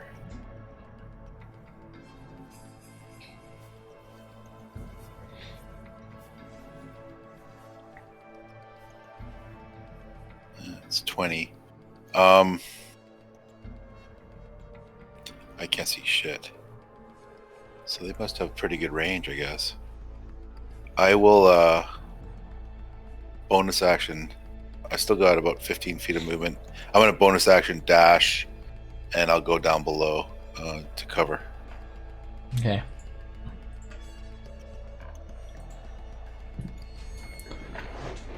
Norin. So, question: do we have any like shutters or curtains that could like go around like the fire Oh, yeah. elemental area? Thinking exactly the same. It's an open furnace with a grill. Let's ask the dwarves to make something that we could cover it up if we need, if need to be. We have a dwarf corpse. How big's the opening? The furnace, so it's a 10-foot tall cylindrical bronze furnace with a narrow hatch in front of the furnace. It has a small grill. And so it's a few feet. That illusion might actually come in useful if I could use it to block the light. I'm going to use my item interaction to douse my light. Okay. So the lantern is no longer lit.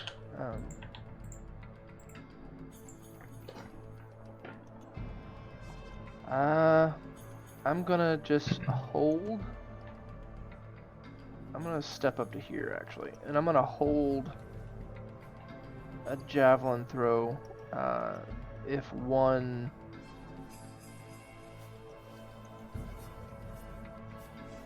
gets within 30 feet of me. Yeah.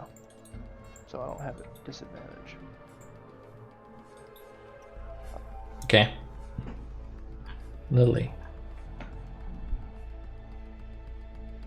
I'll pop my head up. Is there anything visible? You should be able to see what you can see, and what you see is no manticores. I say, Lily, cover the grill with your cloak or something. I don't think an illusion will do. It is a fire elemental that catches things on fire. Oh. It's still a fire elemental. It's literally just like in there. It's not like it has, apart from the grill, it's not like it's not putting You off peer heat. in, he's sitting in there reading a newspaper. Yeah, it's just trapped in. It's just magically trapped inside. That's all. Yeah, So but it the can't light's escape. coming out of the grill, right? Is that was... It is, but if you put a cloak on the grill, it'll catch a light. Yeah, we need like. You could get the dwarves to manufacture you a plate that can completely cover it, What about a dwarf corpse? but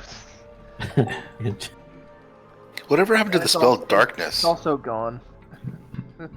yeah, I don't have that spell. spells that control light in this fight would be very good. Fairy fire, darkness. But what happened to the spell darkness in Dungeons and Dragons? It's alive and It's well. a spell. Why can't I find it anywhere? Strange. It's a Sorry. level 2 or 3. Oh, it's a 2. Oh, that's why I was looking level 1.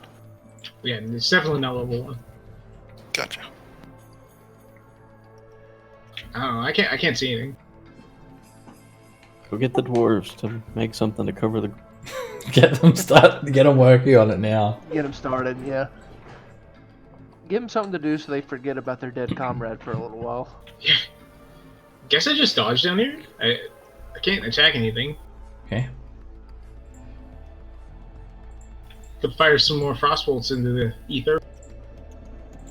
It helped the last time, didn't it? In my head. Alright, the shield dwarves, they're just huddling in the deck now. Below deck, huddling in their rooms. The Manticore calls out. What's the matter, cowards? You want to hide in your wooden cage? Very well. Let's see if it continues to float when we put holes in the big red thing. And he starts I thought they were dumb. attacking the big red thing. Well, I mean, they don't know it's a balloon, I guess. They just call it a big red thing. And the big red thing is hit with one spike. Norrin and Thomas, you see a spike. You hear it hit the side of the balloon. Does this ship have any like damage reduction? The gondola, yes. Balloon, no. Couple of spikes bounce off. And they're gonna keep attacking the balloon for now.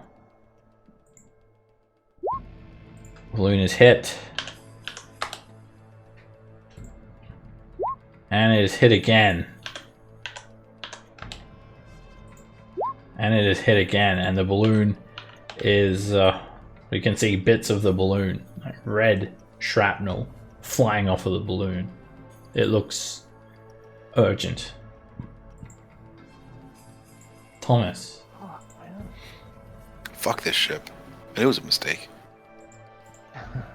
And I'm gonna see if this works. I don't know if this is big enough, but I pulled the copper dragon scale that we got before out of my pack and try to cover up the grill. Copper dragon scale. Was that? It was like a young copper dragon. Yeah, we got it from a young one, I think. Cooper.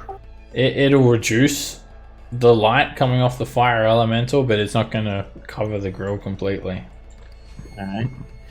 Well, that'll help if it shortens the light radius, maybe.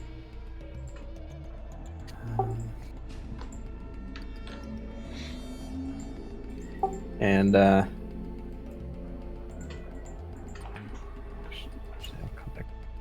was like, oh please, mighty Manticore, spare us, spare us.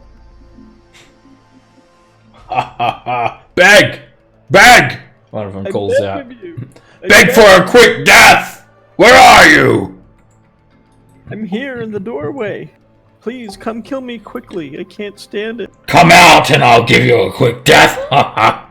Until then, let's see if your big red circle thing will hold up. And seeing no one on the deck, they will attack the balloon.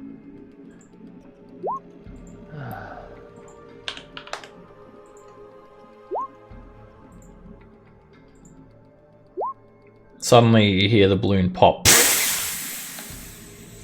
And air begins to escape the balloon. They've put a hole in it.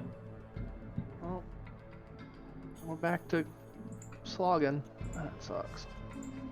Than. So we're gonna land though, right? Who was taking care of our horses? I'll At send him. terminal velocity. It was taking care. No, it doesn't go down that quick. 10 feet around. I think we like float down. Yeah, it could. Can I judge where it's gonna land, and then I'll send a message to whoever's taking care of our horse to meet us there. You want to do that right now? No, I'm just joking. It's not like I have any brilliant ideas of what to do. So Yeah, the ship loses the Might as well ability just to joke about fly, and yeah, you will descend at a rate of 10 feet per round.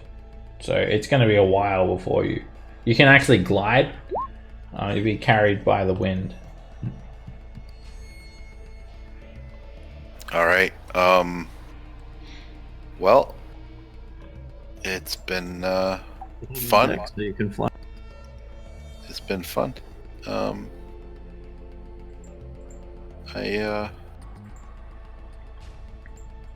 No idea what to do. Go up there with them. I'll just throw a fly on the three of you. All of you guys gather together. Okay. I will move up next to Thomas. I will take the dodge action. And yeah. Bonus action. I will Is it my turn? Norin. I beckon to Norn, but you can't see me. 'cause I'm this way. I will move to here. It's 10 feet.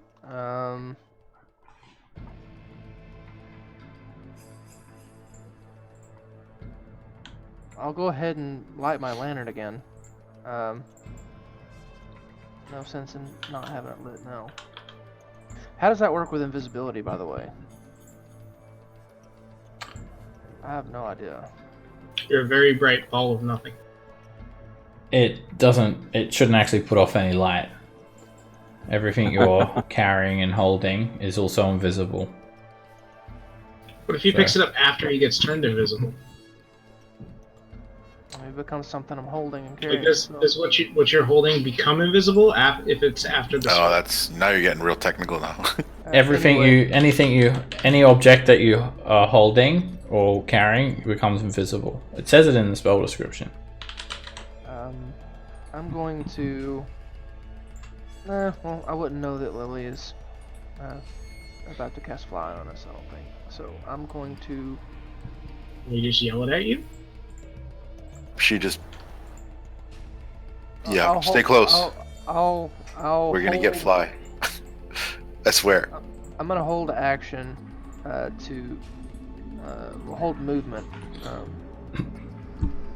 So hold a dash to start flying towards the nearest manticore, like voice. Like once we get fly on us. Okay. If I Can you can- hold movement? Is that a thing? You can ready a dash action. Lily. Yep. I come up here. Plink. No, just kidding.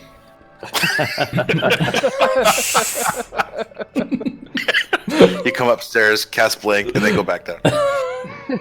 You reappear in a space that the ship has left behind. Oh, Yeah, pretty much, huh? hilarious. And then cast fly yourself. You guys fly.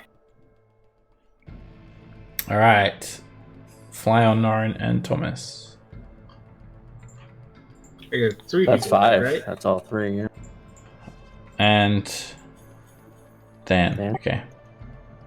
All right, Norin, you can use your reaction now. All right. And the voices that I've been hearing, where was the last voice I heard come from? Northwest. I'd fly that direction. All right, I'd fly that. Since I used, let's see, that's. You've got 60 feet. 50. All right, as you move up, you see one of the manticores flying astride the ship. He's about 70 feet away. And he hears something coming towards him. He tilts his head towards you.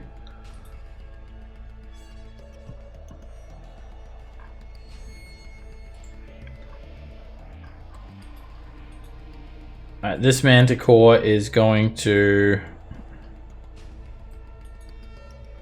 yell out to you, Than. Oh, so now you show yourself! Ha ha ha ha! And he's going to shoot some spikes at you. First attack. Miss. Second attack. Hits you for 4 piercing. And here comes his third volley of spikes. Miss.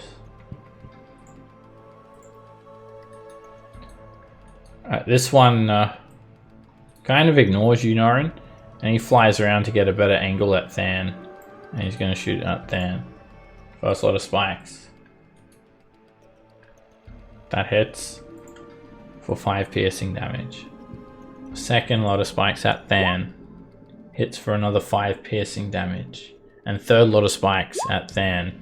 Hits for 5 piercing damage. 5, 5, and 5. I was dodging, so I don't know if that last one will hit.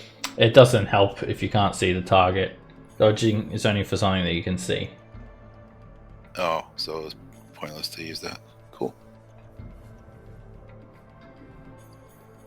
So you need to make another 2 Constitution saves. Oh shit! I Alright. minus 10. I combined the last 2. Sorry. That second one was a failure, so Okay. Bless goes down. Yay. Thomas. Alright. Take what's up. Bolt out. 6. And You fly over and then you see some manticores towards the bow of the ship. yes, I do.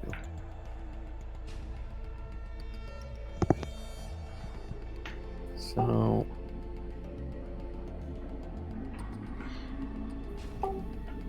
I guess they're gonna hear me scream.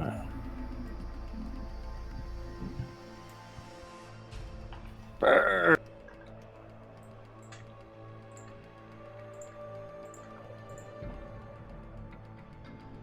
Alright, you drop a fireball directly in the center of those two manticore. And the big blossom of fire erupts, and you send one manticore spiraling downwards with a black trail of smoke preceding him. The other manticore gets covered by the mushroom cloud of fire and is badly scorched. Can I see where the fireball blew up, and can I see exactly where they were? For a brief moment, you see a manticore illuminated in this area. That area, okay.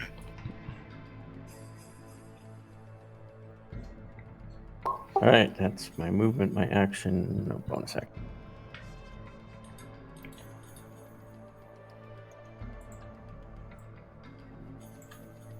Alright, this manticore moves forward to investigate where that sound was coming from.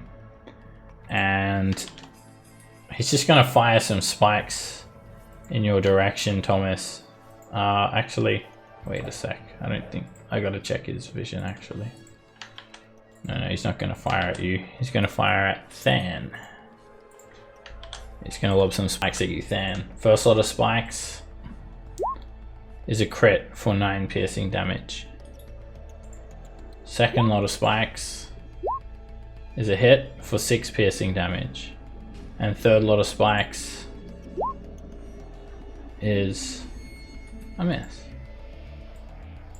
Coming from your northeast. Than. They're gonna be running out of Oops. tail spikes. Well, they have 24, so that's 7 rounds. They fly into the darkness. I'm going down below. I'm yeah. pretty much dead. Better idea. Not a bad idea. Yeah, that's probably there you go. And I will cast. Everybody close your eyes. Down here.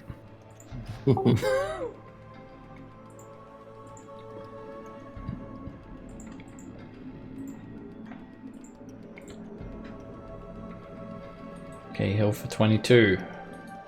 Norin. Fly up to this guy. Start stabbing. There's one. That hits. You hit him with the trident. Straight in his torso. Starts looking around like crazy, thrashing in the air, and you hit him straight in the neck. Just leaving yourself wide open. Yeah, I thought I clicked it. But there it is. He starts to choke. Blood spews out of his mouth, and he's beginning to lose balance. His dragon-like wings are flapping around like crazy. I'm gonna put my unwavering mark on him. With that second attack. And that is it. Lily. Let's see. No visible manticores. So I guess I'll just dodge. Okay.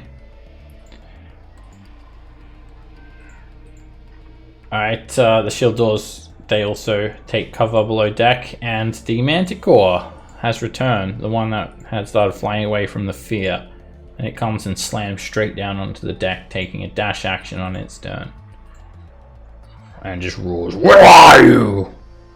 This manticore is getting hit by you, Norin, and it just retaliates with melee attacks. It tries to bite you. Disadvantage. Miss. It tries to claw at you. Miss. It tries to claw at you again, and then it takes off, trying to fly away from you, provoking an opportunity attack. You hit it with a trident, and you clip it in its wing. It doesn't die, but it's very badly injured. You're not even sure if it'll survive, if it does manage to get away. It flies off to the north, and down in elevation as well. Thomas. Alright. I'm gonna shoot an ice ball at the manticore on the deck. I'm gonna burn the deck. Chromatic orb. It's okay. Oh, crit! Gee! That is... Good lord. That is... What the fuck? Get out of here, Manticore. Nobody likes you. Jesus. What was it, ice damage? Yeah, ice damage.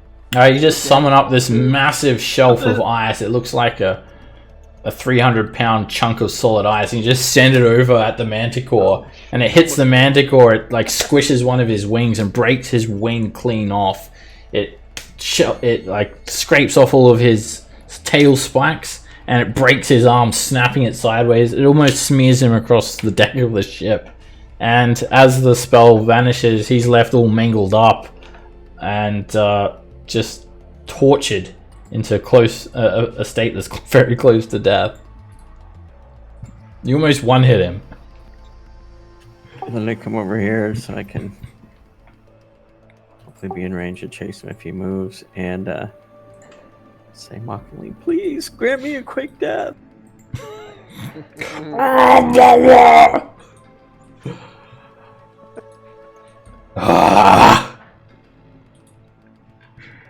We'll be back for you! I'll be back! I will hunt you!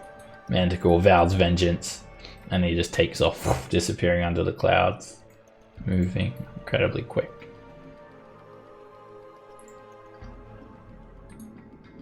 Dan. Alright, I will go up top.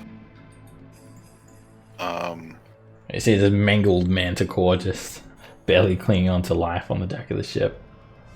Alright. Dove's going in for his face.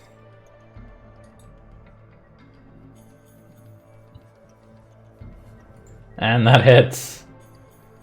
The dove just bursts through the manticore's skull, killing it instantly on impact.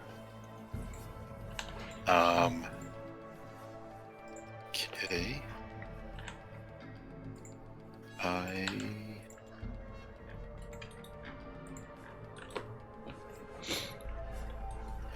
think that's all I can do for now. Yeah, I'll go down below again. Okay. Alright, Norin, there was that manticore that flew away from you. Judging from how quick it moves, you feel like you could catch up to it if you wanted to hunt it down. You're probably moving a little bit quicker than it. Alright, let's zoom in real quick. And then we'll take a couple of swings here. There's one. That hits. You fly up over the top of it and just drive the trident straight down to the back of its neck. Its wings become limp, and it just free falls. And it just disappears, shooting through the clouds. I'll ride it for a couple of seconds, laughing before I fly back up. I don't know if that's something I should have done or not. But I think Thomas wanted to chase the other one down. that's the rest of my movement. Alright, you can chase it down and take a shot at it if you want, Thomas. You can just do that. I mean, it's... Alright, I'll You're like just a little bit quicker than it with your fly spell. alright.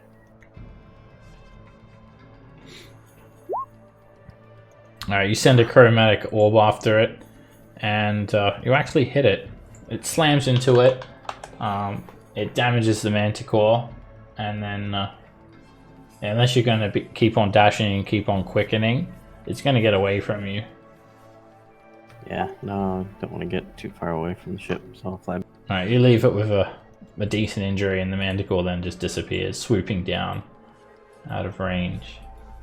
Meanwhile, you see a gaping hole cut into the side of the balloon, and air is escaping, and the airship is Send descending. the dwarves up to patch it. Some of them survived. I think we're just gonna have to wait till we land. Yeah. Hopefully we can patch it after we land. I don't know, is there anything we can do to at least slow our rate of descent? I think we're going slow enough. It's not like I don't think we're gonna like So, smear across the landscape or anything. yeah, if the balloon drops to 0 hit points, it can't be repaired. Oh, so. Alright, this has become a sea vessel that is not anywhere close to the sea. Yep. Cool. fuck this Wait. thing. I'm confused. Can't we repair it? I mean, it's not 0, right?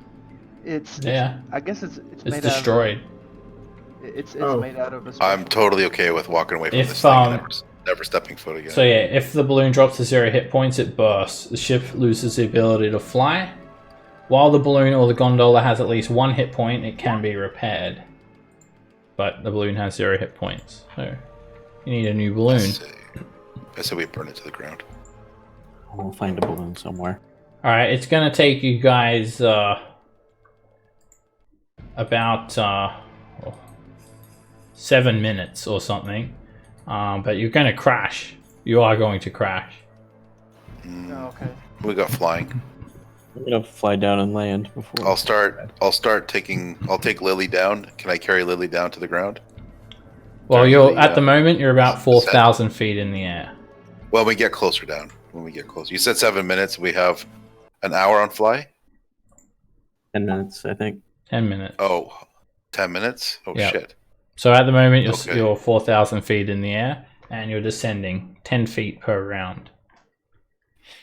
So every 6 10? seconds you're losing 10 feet. So So 10 minutes. Nizarov is just says, 100 rounds, right? we're gonna impact in about 5 minutes. He guesses. Yeah. I'll pick up Lily. So, there should be enough to dashing. That's enough, right? Yeah. Is there any way that we can quicken our descent? Or is it just not possible? You can cut the balloon loose, I guess. No, I meant like could, is there any controls that we have. We've got the air elemental, which is used to it's like a propeller hatch, so you could propel yourself. You could thrust to the ground Yeah. quicker. Yeah, if we can do that, and then when we get closer to the ground to go back to just regular.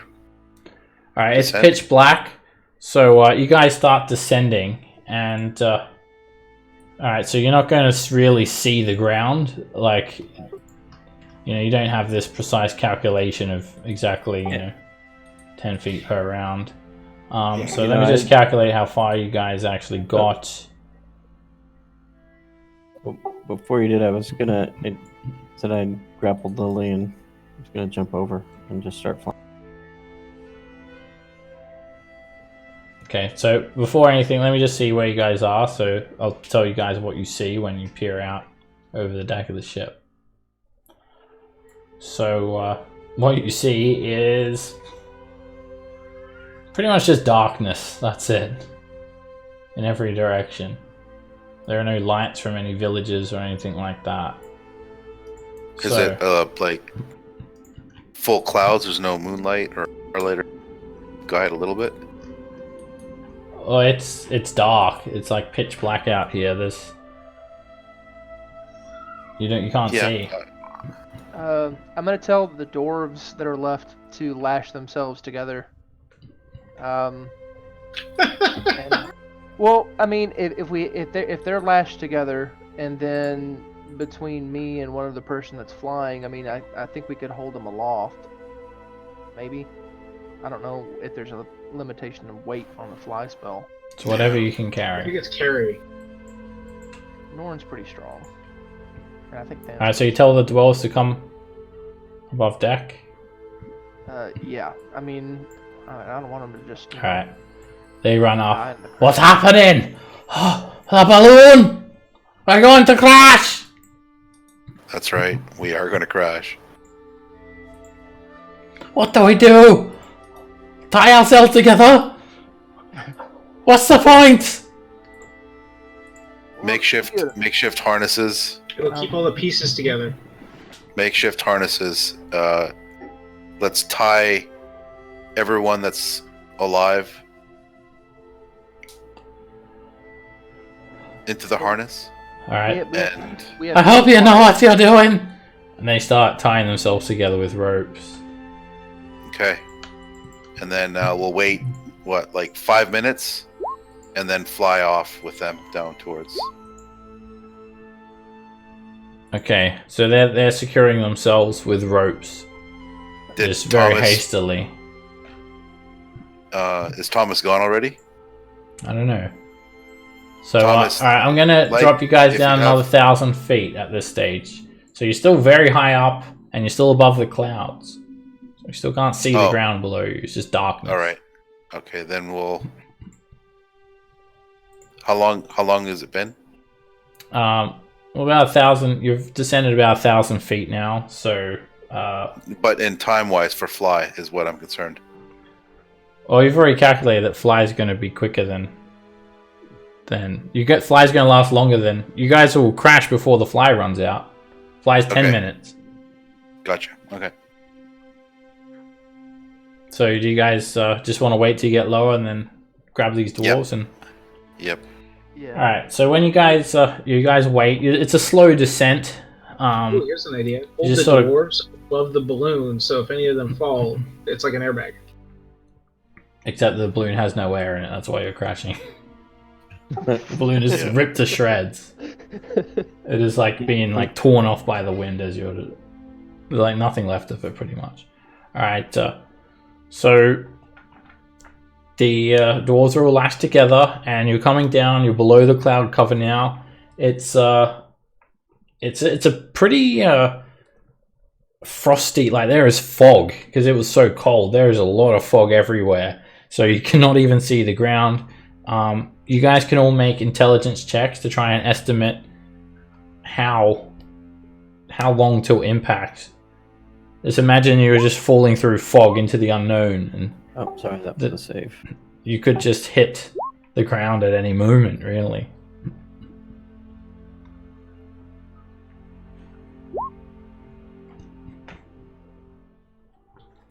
Alright, Norin, you've got an estimate that you're a few hundred feet. You think you're going to impact in the next couple of minutes or so, or quite soon. So you feel like now is a good time to jump with the people now's flying. The time to pick up the dwarves. All right. Alright, each dwarf, like they wear a chain shirt and shield, and they're about 200 pounds each. Yeah. 800 touch the pounds shield. of dwarf. Those are Yeah, some it's- hefty mamas. They're It's dwarves. the shield. Fucking what? They're dwarves. Jesus. Alright, maybe not 200. Cast, They're Okay. dense. fucking, what are they? 5 feet tall? Alright, I'll give them the average So, weight of like what it says for character creation. Maybe it's not 200. They're sturdy though. Dwarves are stocky. It's their thing. heavy boned. I get it. Heavy bone. Alright, we'll say 150 each. That was including gear, by the way. $1.50. That was gear. Okay, so 150 each. That's 600 pounds of dwarf you're carrying. Well, I got the powerful build, so I think that'll help a little bit.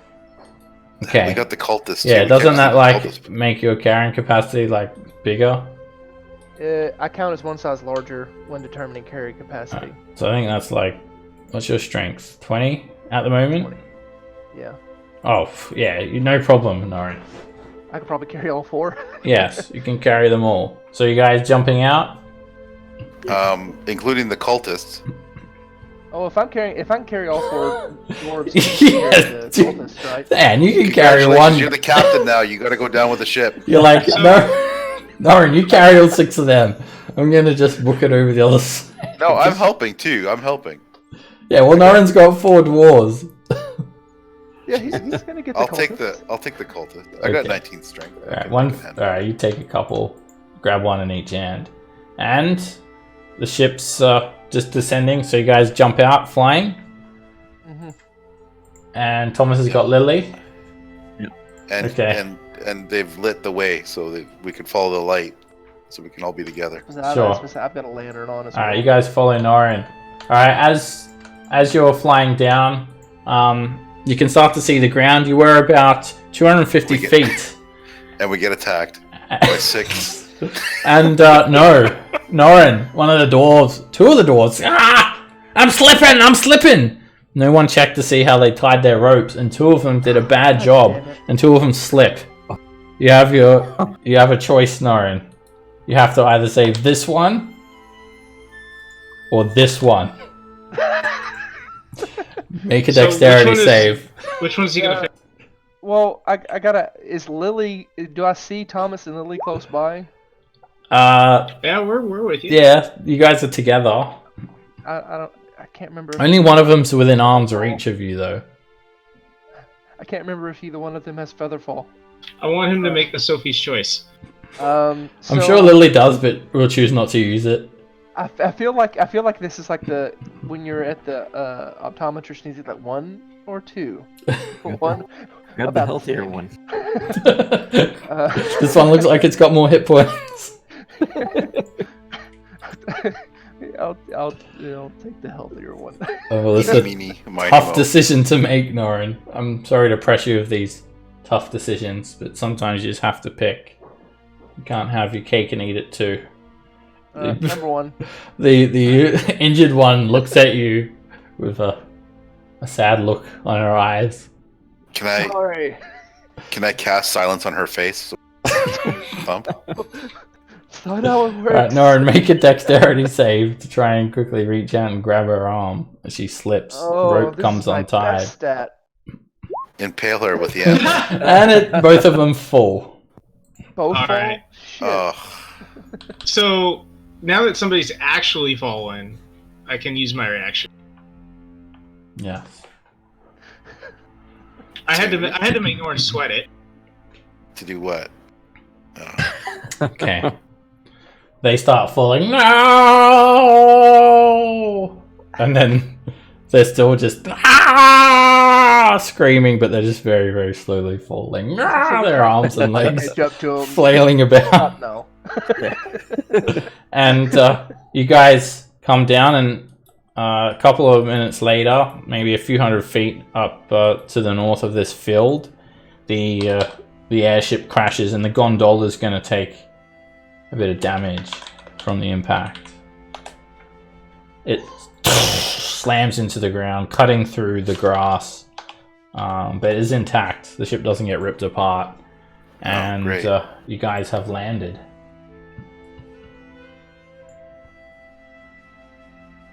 Well. Shit. That. And How far away are we from our goal? You said. you Anywhere? Alright, you guys can try and assess exactly where you are by the time that you've traveled, the direction you're going, and the distance you are from Citadel Felbar by making survival checks. I'm decent at these. We're about 2 days. As I rolled the 2. Thomas is like thinks that if you keep going north on the map, you'll come back around to the bottom. Yeah, you get back to Golden Fields. You just arrive at Golden. You're near Golden Fields. Just say that.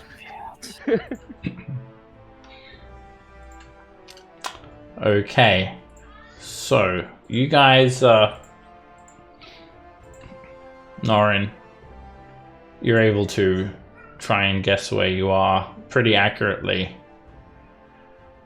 You're on Ice Spear Road. It's actually a road that runs along the side of Rawvin Mountains. You're right near it. You're halfway between Ironslag and Citadel Fellbar. You're actually pretty much where you see on that map. So, Amazing that we landed by the road. Very lucky. Rawvin Mountains. So the Rawvin Mountains are these purple-hued mountain range that has peaks rising to 7,000 and 8,000 feet. So just as well that you're at least a few thousand feet up. You know, obviously you're dodging the highest peaks, but if you are higher at some stage, like 8,000 feet, you may not have had that fly. Anyway, orcs inhabit these areas, so seemingly infinity numbers. But they only boil forth every few decades, and then they kind of go quiet, so Oh, no one out of luck. don't stick around here for too long. Is it a quiet time right now? And, How long has it been since they've last come out, you know? Oh, easily 20, 30 years. So we have 31 years, they're overdue. we have a few options now. Got to decide what we're gonna do. Burn the ship to the ground and get rid of it. That's my vote. Or leave the crew to do repairs and we the continue. cultists here. I don't Or- know about leaving our dwarves. Or we try to conceal it as best we can and then deal with it on another day. Well, The another day has my vote for most of it. Maybe we should Okay. shelter in it for the night, for the rest of the night, and look out in the morning and survey things a little. you guys have a whole week to think about it. Well, I don't want to spend a week there, just the rest of the night. I said we burn it to the ground. Thomas just settles right in. Unlucky that the man that goes. I was happy on a horse. Oh, Norn was too. Yeah, but we couldn't keep horses to save our lives either. How many horses did we go through? A lot. Wow. Oh yeah, why you guys actually crash land? Like the ship crashed on 3 horses as well, like some some strays. Were they our horses Wow. that got away The horses that you'd called for. from our first town? You know how you said you wanted to, like, whoever had our horses, you wanted to call for them. You called for them, they brung the horses, and the ship landed on them, crushing them. Perfect. Some Looney Tunes shit. Maybe we're meant to walk. Maybe At that's least our. we didn't land on all those people we were coming back to save. Oh yeah. Well, I guess that's true. I'm guessing we're gonna be late for our rendezvous with. So Well, Wouldn't have been bad. who knows what will happen. Rumor also says that dragons live around these parts. right. I'll see you guys next week.